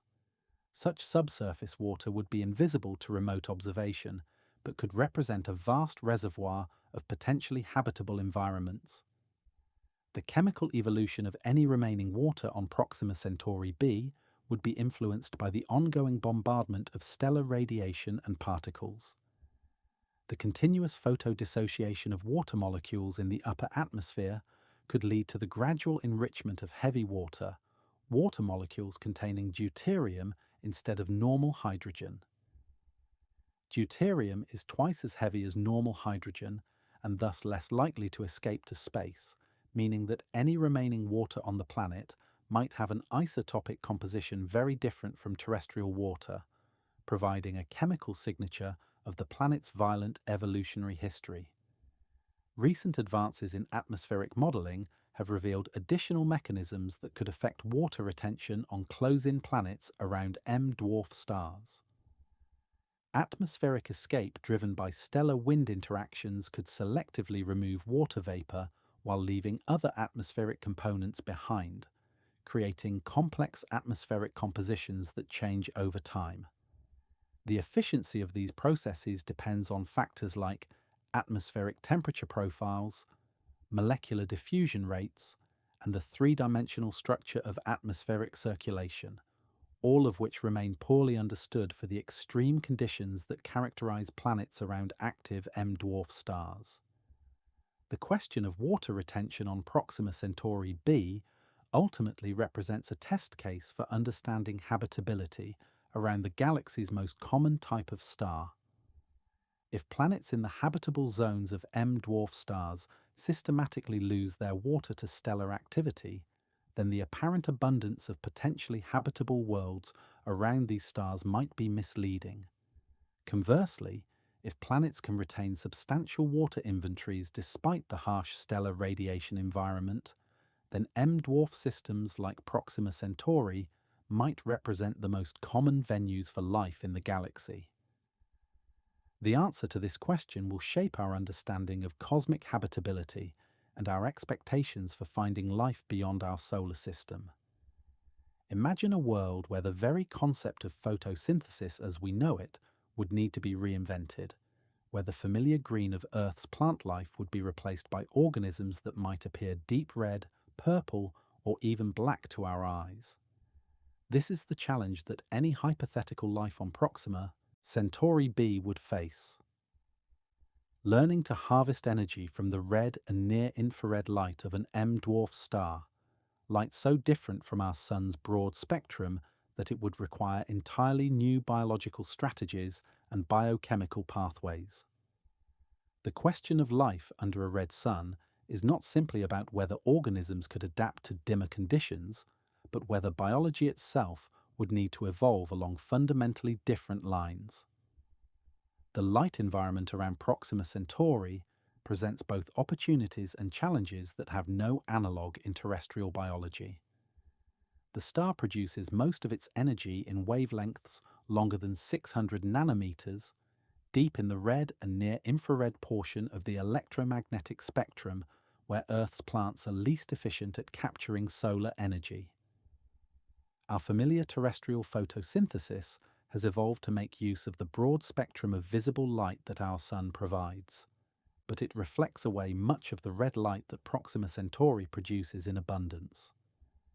Any photosynthetic life around the red dwarf would need to develop pigments and reaction centers optimized for these longer wavelengths, likely appearing dark or black to our eyes as they absorb every available photon.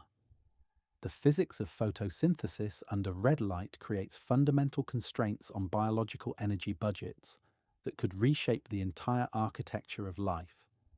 Red and near-infrared photons carry less energy than the blue and green photons that drive terrestrial photosynthesis, meaning that hypothetical plants on Proxima Centauri b would need to absorb more photons to generate the same amount of chemical energy.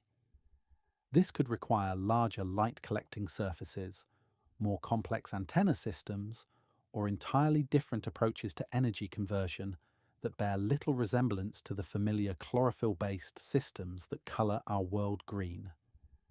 The constant illumination on the day side of Proxima Centauri b would create a unique evolutionary pressure for any photosynthetic organisms that manage to establish themselves there.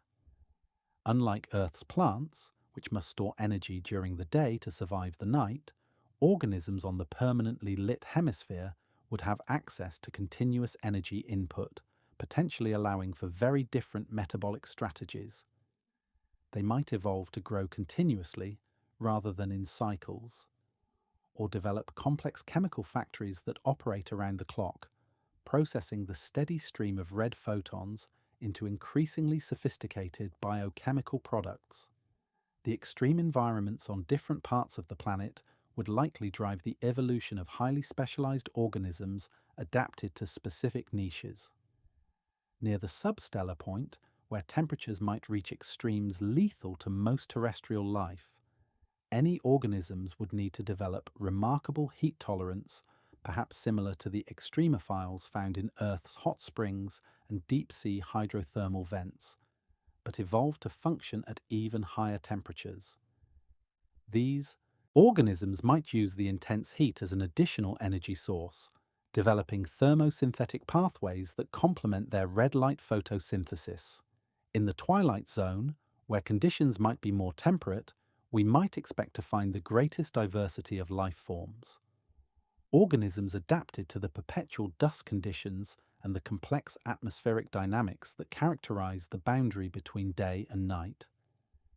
These organisms might develop sophisticated sensory systems to navigate in the dim red light, or evolve complex symbiotic relationships that allow them to share resources and energy more efficiently than would be possible for isolated individuals. The night side of Proxima Centauri b, if it harbours life at all, would likely be home to organisms that have abandoned photosynthesis entirely and developed alternative energy sources. Chemosynthesis, the process by which organisms derive energy from chemical reactions rather than light, could become the dominant metabolic strategy in the permanently dark hemisphere. These organisms might cluster around geothermal vents where volcanic activity provides both heat and chemical energy sources, or develop ways to metabolize atmospheric gases or surface minerals. The harsh radiation environment around Proxima Centauri would place extreme demands on any biological systems attempting to survive there. The frequent stellar flares and high levels of ultraviolet radiation would require organisms to develop extraordinary DNA repair mechanisms, perhaps far more sophisticated than anything found in terrestrial life. Some organisms might evolve to actually benefit from certain types of radiation, using high-energy particles as an additional energy source or developing radiation-resistant biochemistries that remain stable under conditions that would be lethal to Earth life. The unique atmospheric chemistry that might exist on Proxima Centauri b could provide opportunities for entirely novel forms of biochemistry. The planet's atmosphere might be rich in gases that are rare on Earth but common in the reducing environment around M-dwarf stars. Organisms might evolve to use methane, hydrogen sulfide, or other reduced compounds as energy sources, creating ecosystems based on chemical cycles that would be impossible in Earth's oxygen-rich environment. The question of communication and reproduction for life under a red sun becomes particularly intriguing when we consider the planet's unique lighting conditions. Organisms on the day side might develop complex chemical signaling systems that work in the constant red light, while organisms in the twilight zone might use bioluminescence more extensively than Earth life, creating their own light to supplement the dim stellar illumination. The fixed day-night boundary could create opportunities for sophisticated ecological interactions between organisms adapted to different lighting conditions. The timescales of biological processes on Proxima Centauri b might be fundamentally different from those we know on Earth. The constant energy input on the day side could allow for very rapid biological processes, while the extreme longevity of M-dwarf stars could provide evolutionary timescales far longer than anything Earth life has experienced. Organisms might evolve strategies for surviving the billions of years stellar flare cycles, developing dormancy mechanisms or radiation-resistant stages that allow them to weather the most extreme stellar activity events. The potential for biosignatures produced by life under a red sun would be equally alien to our Earth-based expectations. The atmospheric chemistry created by red sun photosynthesis might produce gas mixtures very different from the oxygen-ozone signatures we associate with life on Earth. These alternative biosignatures might include unusual ratios of reduced gases, novel organic compounds, or atmospheric compositions that would appear sterile or even hostile by terrestrial standards, but actually indicate thriving biological activity adapted to the unique conditions around M-dwarf stars. As we contemplate the possibility of life under the red light of Proxima Centauri, we begin to appreciate how profoundly different biology could be when it evolves under conditions unlike those that shaped life on Earth. The organisms that might inhabit our nearest planetary neighbour would represent not just different species, but potentially different approaches to the fundamental problems of energy collection, reproduction, and survival. They would be products of a 4.5 billion year evolutionary experiment conducted under conditions of perpetual stellar violence and unfamiliar light, creating forms of life that could expand our understanding of what biology can accomplish in the vast, diverse environments that exist throughout the cosmos. After journeying through the theoretical landscapes of Proxima Centauri b, exploring its possible climates, atmospheres, and even the potential for life under a red sun, we arrive at perhaps the most crucial question of all. How can we transform our educated speculation into actual knowledge? The planet remains invisible to direct observation, a world inferred from gravitational whispers and mathematical models. Yet advances in astronomical technology are beginning to offer glimpses of methods that could reveal the true nature of our nearest planetary neighbour within the coming decades.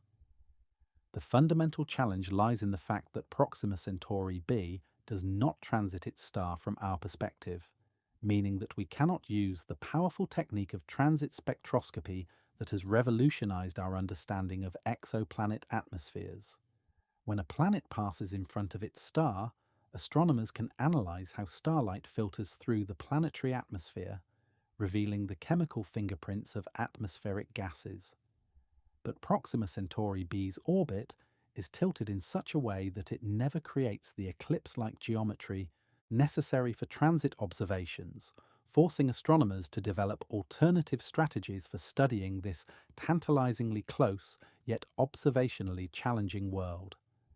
The most promising near-term approach for characterizing Proxima Centauri bt lies in thermal phase curve observations, a technique that measures how the planet's thermal emission changes as it orbits its star.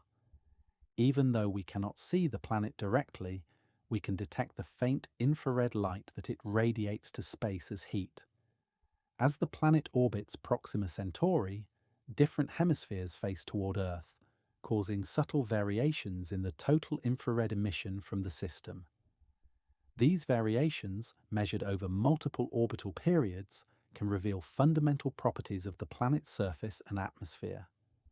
Thermal phase curve observations could distinguish between a bare rock world and a planet with a substantial atmosphere through the pattern of temperature variations they create.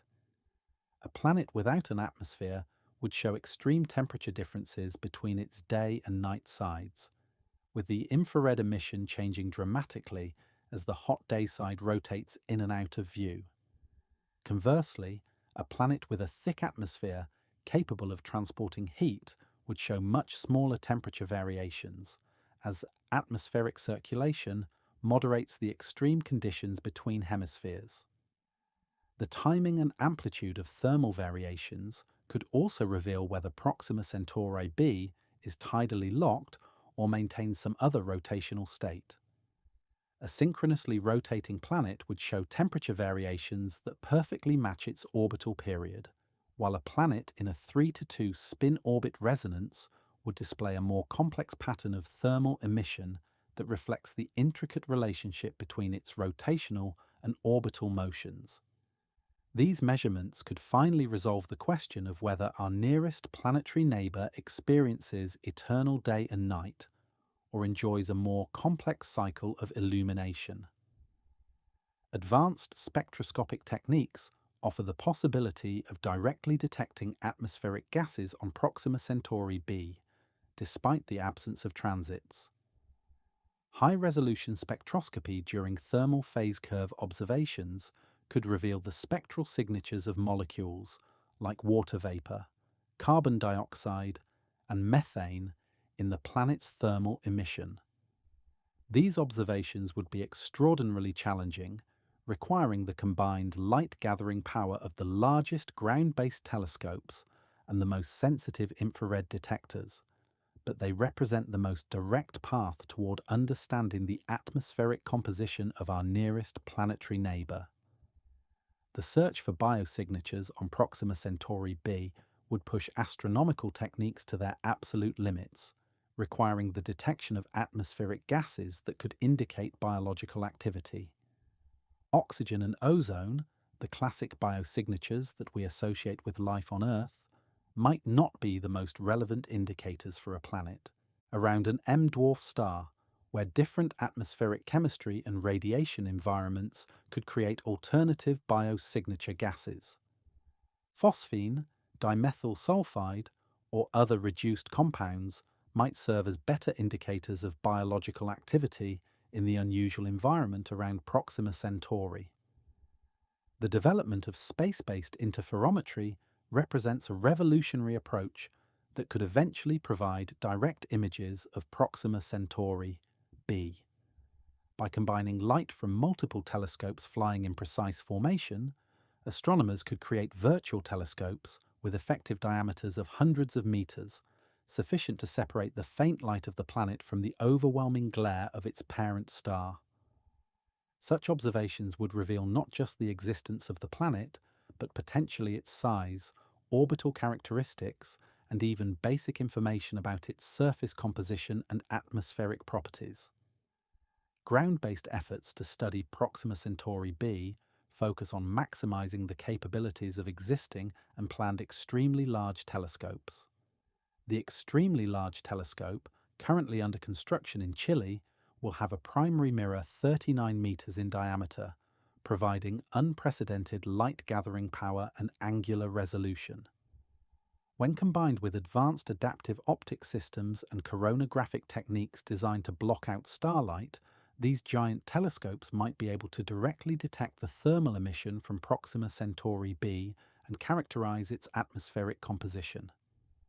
The role of artificial intelligence and machine learning in analyzing data from Proxima Centauri.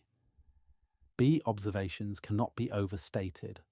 The signals we seek are buried in noise and contaminated by stellar variability, atmospheric effects, and instrumental artifacts. Machine learning algorithms trained on vast datasets of stellar and planetary observations could identify subtle patterns in the data that would be invisible to traditional analysis techniques, potentially extracting planetary signals that are orders of magnitude fainter than previously thought possible. Coordinated observations across multiple wavelengths and with different instruments could provide a comprehensive picture of Proxima Centauri b's properties. Radio observations might detect emissions from a planetary magnetosphere, while optical observations could search for reflected starlight, and infrared observations could characterize thermal emission. Each technique provides different information, and combining results from multiple approaches could constrain planetary properties much more precisely than any single method alone. The timeline for these observations spans the next several decades, with initial thermal phase curve measurements potentially achievable within the current decade using existing facilities, while direct imaging and detailed atmospheric characterization might require the advanced space-based missions planned for the 2030s and beyond. Each observation will add another piece to the puzzle of our nearest planetary neighbor, gradually transforming our theoretical models into empirical knowledge. The scientific methodology underlying these observations reflects the fundamental principles that guide all astronomical discovery: careful measurement, rigorous analysis, and healthy skepticism about extraordinary claims. We do not seek to prove that Proxima Centauri b is habitable or inhabited, but rather to constrain the range of possible conditions on the planet and determine which scenarios are consistent with observational evidence. This approach ensures that our understanding of the planet is grounded in empirical reality rather than wishful thinking. As we stand on the threshold of potentially revolutionary observations of our nearest planetary neighbor, we are reminded that science advances not through single dramatic discoveries, but through the gradual accumulation of evidence that slowly shifts our understanding of the cosmos. Each photon of light that reaches our telescopes from the Proxima Centauri system carries information that could reshape our understanding of planetary habitability, the prevalence of life in the universe, and our own place in the cosmic story that continues to unfold around us. Our journey through the world of Proxima Centauri b has focused intensely on this single planet, this potentially habitable neighbor that captures our imagination with its proximity and its mysteries. But recent discoveries have begun to reveal that Proxima Centauri b does not exist in isolation, that our nearest stellar neighbor hosts not just one world, but an entire planetary system whose complexity we are only beginning to appreciate. The story of habitability around Proxima Centauri becomes richer and more nuanced when we consider the full family of worlds that may share this red dwarf system, each one shaped by the same stellar environment, yet potentially offering different possibilities for climate, chemistry, and perhaps even life. The first addition to the Proxima Centauri planetary family came in 2020, when astronomers announced the discovery of Proxima Centauri c, a much larger world orbiting at a distance of roughly 1.5 astronomical units from the star. This planet, with a minimum mass at least 6 times that of Earth, orbits far beyond the habitable zone in a region where temperatures are likely far too cold for liquid water to exist on its surface. Yet Proxima c represents an important piece of the puzzle for understanding how planetary systems form around M-dwarf stars, and how the gravitational architecture of a system influences the long-term evolution of potentially habitable worlds. The orbital period of Proxima Centauri c stretches to roughly 5.2 Earth years, making it a distant and slow-moving companion to the rapid 11-day orbit of Proxima b. This vast difference in orbital periods means that the two planets rarely come close to each other, but their gravitational interactions over millions of years could subtly influence each other's orbits, potentially affecting climate stability on the potentially habitable inner world. The presence of Proxima c raises intriguing questions about the formation history of the system and whether additional planets might exist in the spaces between these two confirmed worlds. Even more recently, observations have hinted at the existence of Proxima Centauri d, a candidate planet that would be even smaller than Earth, orbiting extremely close to the star with a period of just over 5 days. If confirmed, this world would represent one of the smallest exoplanets ever detected around a nearby star, a sub-Earth world that experiences even more extreme stellar radiation than Proxima b. The discovery process for Proxima d illustrates the incredible precision required to detect such small worlds, as the gravitational signal it produces in its parent star is barely detectable even with our most sensitive instruments. The potential existence of multiple planets around Proxima Centauri transforms our understanding of the system's dynamics and evolutionary history. Planet formation around M-dwarf stars appears to be a common process, but the specific mechanisms that create planetary systems like the one around Proxima Centauri remain poorly understood. The migration of planets during the early phases of system evolution could have dramatically altered the original configuration of worlds, potentially moving planets into or out of habitable zones as the system settled into its current configuration. The gravitational interactions between multiple planets create what astronomers call orbital dynamics, complex mathematical relationships that can stabilize or destabilize planetary orbits over long time periods. The presence of Proxima c, with its much larger mass, could serve as a gravitational anchor that helps maintain the stable orbit of Proxima b over geological timescales. Alternatively, if the orbital periods of the planets are related by simple ratios, they could be locked in orbital resonances that create predictable patterns of gravitational influence, similar to the relationships that exist between some of Jupiter's moons. The implications of a multi-planet system extend beyond orbital mechanics to questions about atmospheric evolution and habitability. If multiple planets formed from the same disk of material around the young Proxima Centauri, they would have started with similar compositions of rock, ice, and atmospheric gases. But their different distances from the star would have led to very different evolutionary pathways, with the inner planets experiencing intense stellar radiation and atmospheric loss, while the outer planets remained cold and potentially retained thick atmospheres or even frozen oceans. The study of planetary atmospheres in multi-planet systems offers unique opportunities to understand how stellar environment affects atmospheric and evolution. By comparing the atmospheric properties of planets at different orbital distances around the same star, astronomers can isolate the effects of stellar radiation, stellar wind, and other star-related factors from the effects of planetary mass, composition, and other planet-specific properties.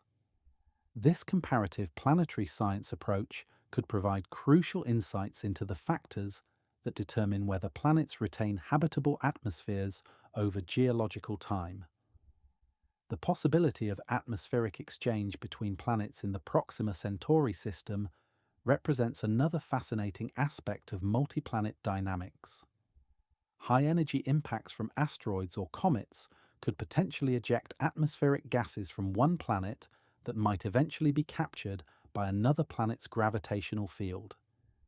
This process, while extremely rare, could create complex chemical mixing between planetary atmospheres over billions of years, potentially spreading organic compounds or even biological material between worlds if life exists anywhere in the system. The search for additional planets in the Proxima Centauri system continues as observational techniques become more sensitive and long-term monitoring programs accumulate more data. The radial velocity method that discovered the known planets becomes more effective with longer observation periods, as the gravitational signals of distant planets require multiple orbital periods to become clearly detectable. Future discoveries might reveal a system architecture even more complex than we currently imagine, with planets in various orbital configurations and possibly even moons around the larger worlds. The timing of planet discoveries in the Proxima Centauri system reflects the gradual improvement in our ability to detect smaller and more distant worlds. Each new detection pushes the boundaries of what we can observe and raises the possibility that even smaller worlds, perhaps even moon-sized objects, might exist in this nearby system. The development of next-generation instruments and space-based observatories could reveal a system teeming with small worlds, creating a rich laboratory for studying planetary formation and evolution around the galaxy's most common type of star. The comparative study of multiple worlds around Proxima Centauri also offers insights into the diversity of planetary environments that might exist around M-dwarf stars throughout the galaxy. If we can understand how stellar radiation, gravitational dynamics, and atmospheric evolution operate in this one nearby system, we can apply that knowledge to the thousands of similar systems that have been discovered by planet-hunting missions. The Proxima Centauri system becomes a template for understanding habitability around the most abundant stars in our galaxy. As we expand our view from the single world of Proxima Centauri b to encompass the broader family of planets that may inhabit this system, we begin to appreciate the complexity and richness that can exist even in the immediate vicinity of our own solar system. Each world in the Proxima Centauri system represents a different experiment in planetary evolution, a different outcome from the same starting conditions and stellar environment.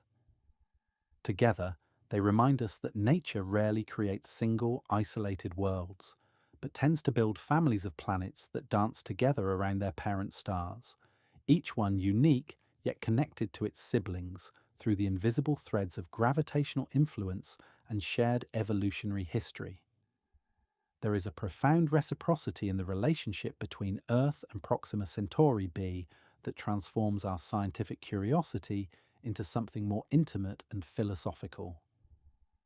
Just as we peer across the 4¼ light-years that separate us, studying this distant world through the subtle gravitational dance it creates with its red dwarf star, any hypothetical astronomers on Proxima Centauri b would be able to look back toward our solar system and see our Sun as a bright yellow star in their night sky.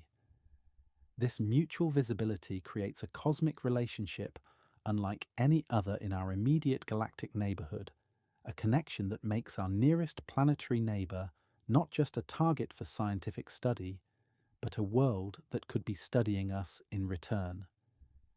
From the surface of Proxima Centauri b, our Sun would appear as a conspicuous star in the constellation Cassiopeia, easily visible to the naked eye with an apparent magnitude of roughly 2.7. This would make our Sun one of the brighter stars in their sky, certainly bright enough to attract attention from any civilization that might have developed astronomy and wondered about other worlds beyond their own system. The light that left our Sun when early humans were developing agriculture would just now be arriving at Proxima Centauri b, carrying with it a 4,000-year-old image of our solar system frozen in electromagnetic radiation. The hypothetical astronomers of Proxima Centauri b would face many of the same challenges that we encounter when trying to study their world, but they would also enjoy certain advantages that we lack. Our Sun, being much brighter and more massive than Proxima Centauri, would create more pronounced gravitational effects on its family of planets, making the detection of worlds like Earth, Mars, and Venus somewhat easier than our detection of the planets in their system. The radial velocity signals created by our planets would be stronger and potentially detectable with instruments similar in sensitivity to those we use to study their system. If these alien astronomers possessed technology equivalent to our current capabilities, they would be able to detect not just Earth, but several planets in our solar system. Jupiter, with its massive gravitational influence on the Sun, would be the easiest to detect, creating a clear radial velocity signal with a 12-year period that would be unmistakable, evidence of a giant planet orbiting in the outer solar system. Earth would be more challenging to detect, requiring long-term observations and sophisticated analysis techniques, but its gravitational effect on the Sun would be detectable with patient observations spanning multiple decades. The study of Earth's atmosphere through transit spectroscopy would present unique opportunities for these hypothetical alien astronomers. Unlike Proxima Centauri b, which does not transit its star from our perspective, Earth does occasionally pass between Proxima Centauri and our Sun, creating the exact geometric configuration needed for detailed atmospheric analysis. During these rare transit events, occurring roughly once every few thousand years from the perspective of Proxima Centauri b, alien astronomers could analyze sunlight filtered through Earth's atmosphere and detect the clear biosignature gases that indicate a living world. The atmospheric composition they would observe would tell a remarkable story of biological activity and technological civilization. The simultaneous presence of oxygen and methane in Earth's atmosphere would immediately signal biological processes, as these gases react with each other and cannot coexist in large quantities without continuous biological replenishment. The seasonal variations in atmospheric carbon dioxide concentrations would reveal the influence of plant life responding to Earth's annual cycle of seasons, while traces of industrial pollutants might indicate the presence of technological activity. The electromagnetic spectrum of Earth, as viewed from Proxima Centauri b, would reveal additional evidence of our technological civilization. Radio transmissions from Earth, particularly high-power television and radar signals, have been propagating outward from our planet for decades and would be detectable by sufficiently sensitive instruments in the Proxima Centauri system. The non-random patterns and artificial modulation of these signals would clearly indicate technological activity, providing evidence not just of life, but of intelligent life capable of manipulating electromagnetic radiation for communication purposes. The light pollution visible on Earth's night side would present another potential technosignature observable from Proxima Centauri b. The artificial illumination from cities and industrial facilities creates a faint but detectable glow that appears on the dark side of our planet, a signature that would be virtually impossible to explain through natural processes. Advanced alien astronomers might even be able to map the distribution of human population centers by analyzing the patterns of artificial lighting visible during Earth's nighttime hours. The temporal aspects of this mutual observation create fascinating possibilities for cosmic communication and shared history. Light-based signals transmitted from Earth today would arrive at Proxima Centauri b in the late 2020s, while any signals they might send would not reach us until the early 2030s. This 8-year round-trip time for electromagnetic communication would make real-time conversation impossible, but it would allow for the exchange of information, scientific data, and perhaps even cultural artifacts across the interstellar void. The philosophical implications of this mutual visibility extend beyond the purely scientific to touch on fundamental questions about cosmic loneliness and the prevalence of life and intelligence in the universe. If Proxima Centauri b hosts a civilization capable of studying our solar system, then we exist in a state of mutual observation with our nearest planetary neighbours, each world watching the other across the cosmic dark. This reciprocal relationship would make first contact, if it ever occurs, less a matter of discovery than recognition, less an encounter with the completely alien than a meeting with neighbours we have been inadvertently observing for generations. The accuracy with which hypothetical Proxima Centauri b astronomers could study our solar system would depend on their technological capabilities and the duration of their observations. With instruments similar to our current telescopes, they could detect the major planets and measure their basic orbital characteristics. With more advanced technology, they might be able to directly image Earth as a pale blue dot, analyze its atmospheric composition in detail, and even detect signs of seasonal changes in vegetation coverage through variations in the planet's reflectivity. The challenge of interstellar distance would affect their observations just as it affects ours, creating the same fundamental limitations imposed by the finite speed of light and the inverse square law that governs electromagnetic radiation. Any information they gathered about Earth would be years out of date by the time they observed it, just as our observations of their world show us Proxima Centauri b as it existed over 4 years ago. This temporal displacement would create a strange temporal relationship where each world observes the other's past while remaining invisible to its present.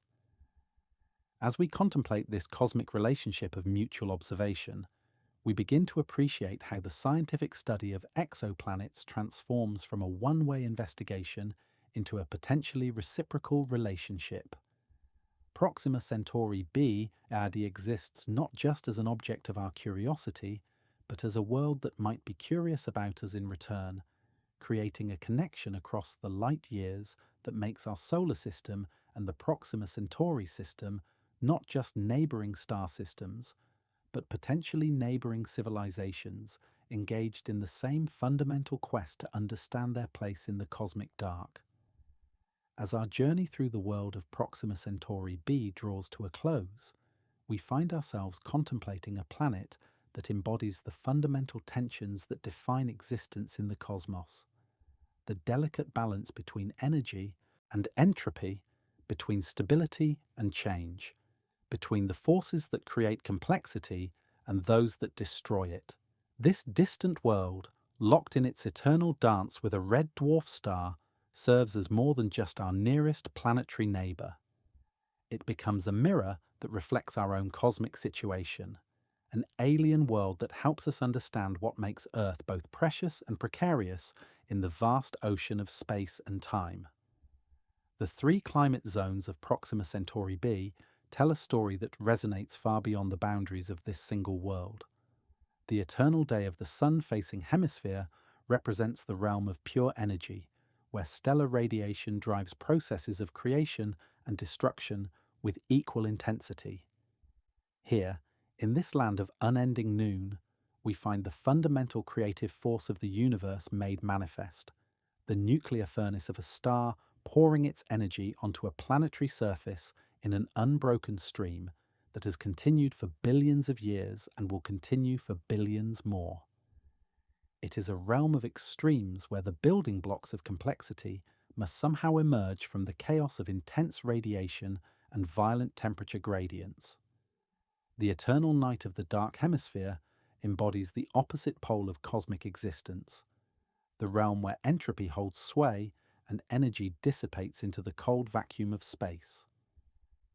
This is the domain of preservation and crystallization, where the products of stellar energy may be frozen in time, archived in layers of ice and solid atmospheric gases that record the planet's atmospheric history across geological ages. The night side represents not death, but a different kind of existence, a realm where processes slow to geological pace and where the universe reveals its capacity for both creation and conservation. Between these extremes lies the twilight zone, the ring of permanent dusk that may represent the most profound lesson that Proxima Centauri b offers to our understanding of habitability and complexity. This boundary region, where day meets night in a fixed geography of gradient and transition, embodies the principle that complexity and life emerge not in the extremes, but in the boundaries between them. It is here, in this realm of perpetual evening, that the energy of the day side meets the stability of the night side, creating conditions where liquid water might persist, where atmospheric dynamics might create weather, and where the chemistry of life might find the delicate balance it requires to emerge and evolve.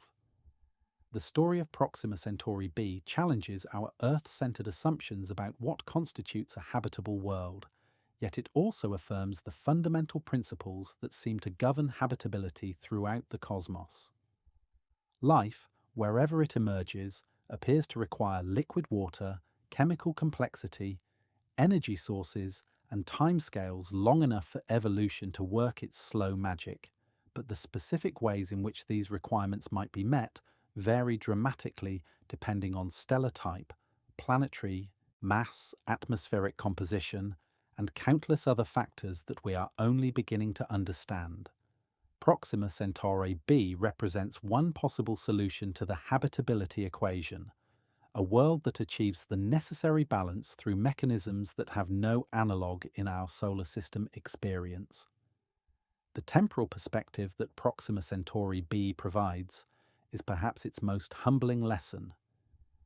While human civilization has existed for mere millennia, and complex life on Earth has flourished for only a few 100 million years, Proxima Centauri b has been orbiting its star for roughly 4.5 billion years, experiencing the same basic climate patterns, the same stellar radiation environment, and the same gravitational relationship with its star throughout the entire history of life on Earth.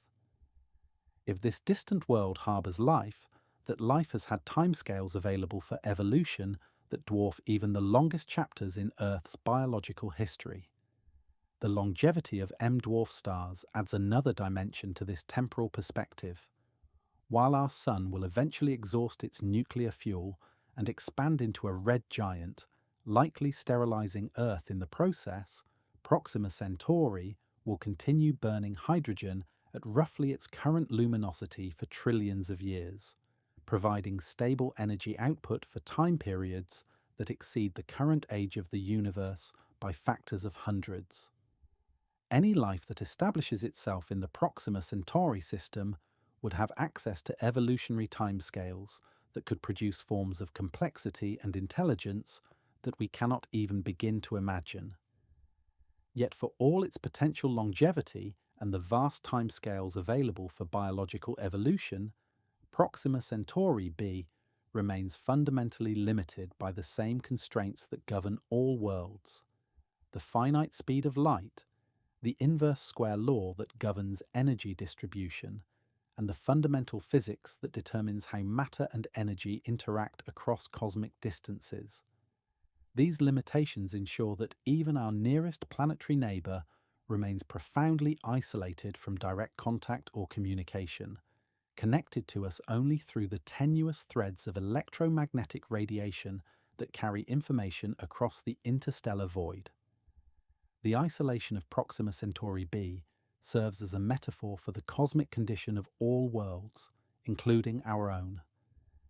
Despite the apparent intimacy created by its proximity and the detailed theoretical understanding we have developed of its possible conditions, this nearby world remains as alien and unreachable as the most distant galaxies visible to our telescopes.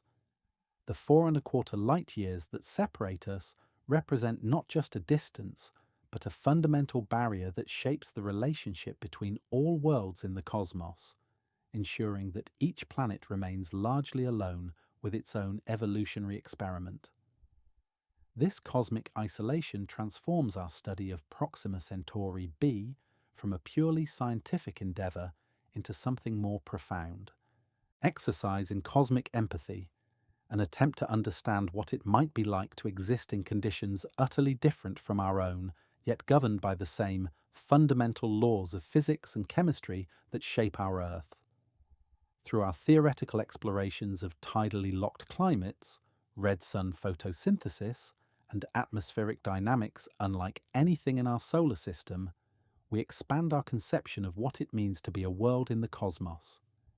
The questions that Proxima Centauri b raises about habitability, atmospheric retention, and the prevalence of life around M-dwarf stars will ultimately be answered not through philosophical reflection, but through careful observation and measurement. Yet as we await the technological advances that will allow us to characterize this distant world directly, we can appreciate how the very existence of a potentially habitable planet so close to our own solar system changes our relationship with the cosmos. We are not alone in the sense that we have a neighbour, even if that neighbour remains silent and invisible across the interstellar dark. As we contemplate Proxima Centauri b in its eternal dance between day and night, we are reminded that the cosmos is vast beyond human comprehension, yet intimate enough to place a potentially habitable world practically next door in astronomical terms.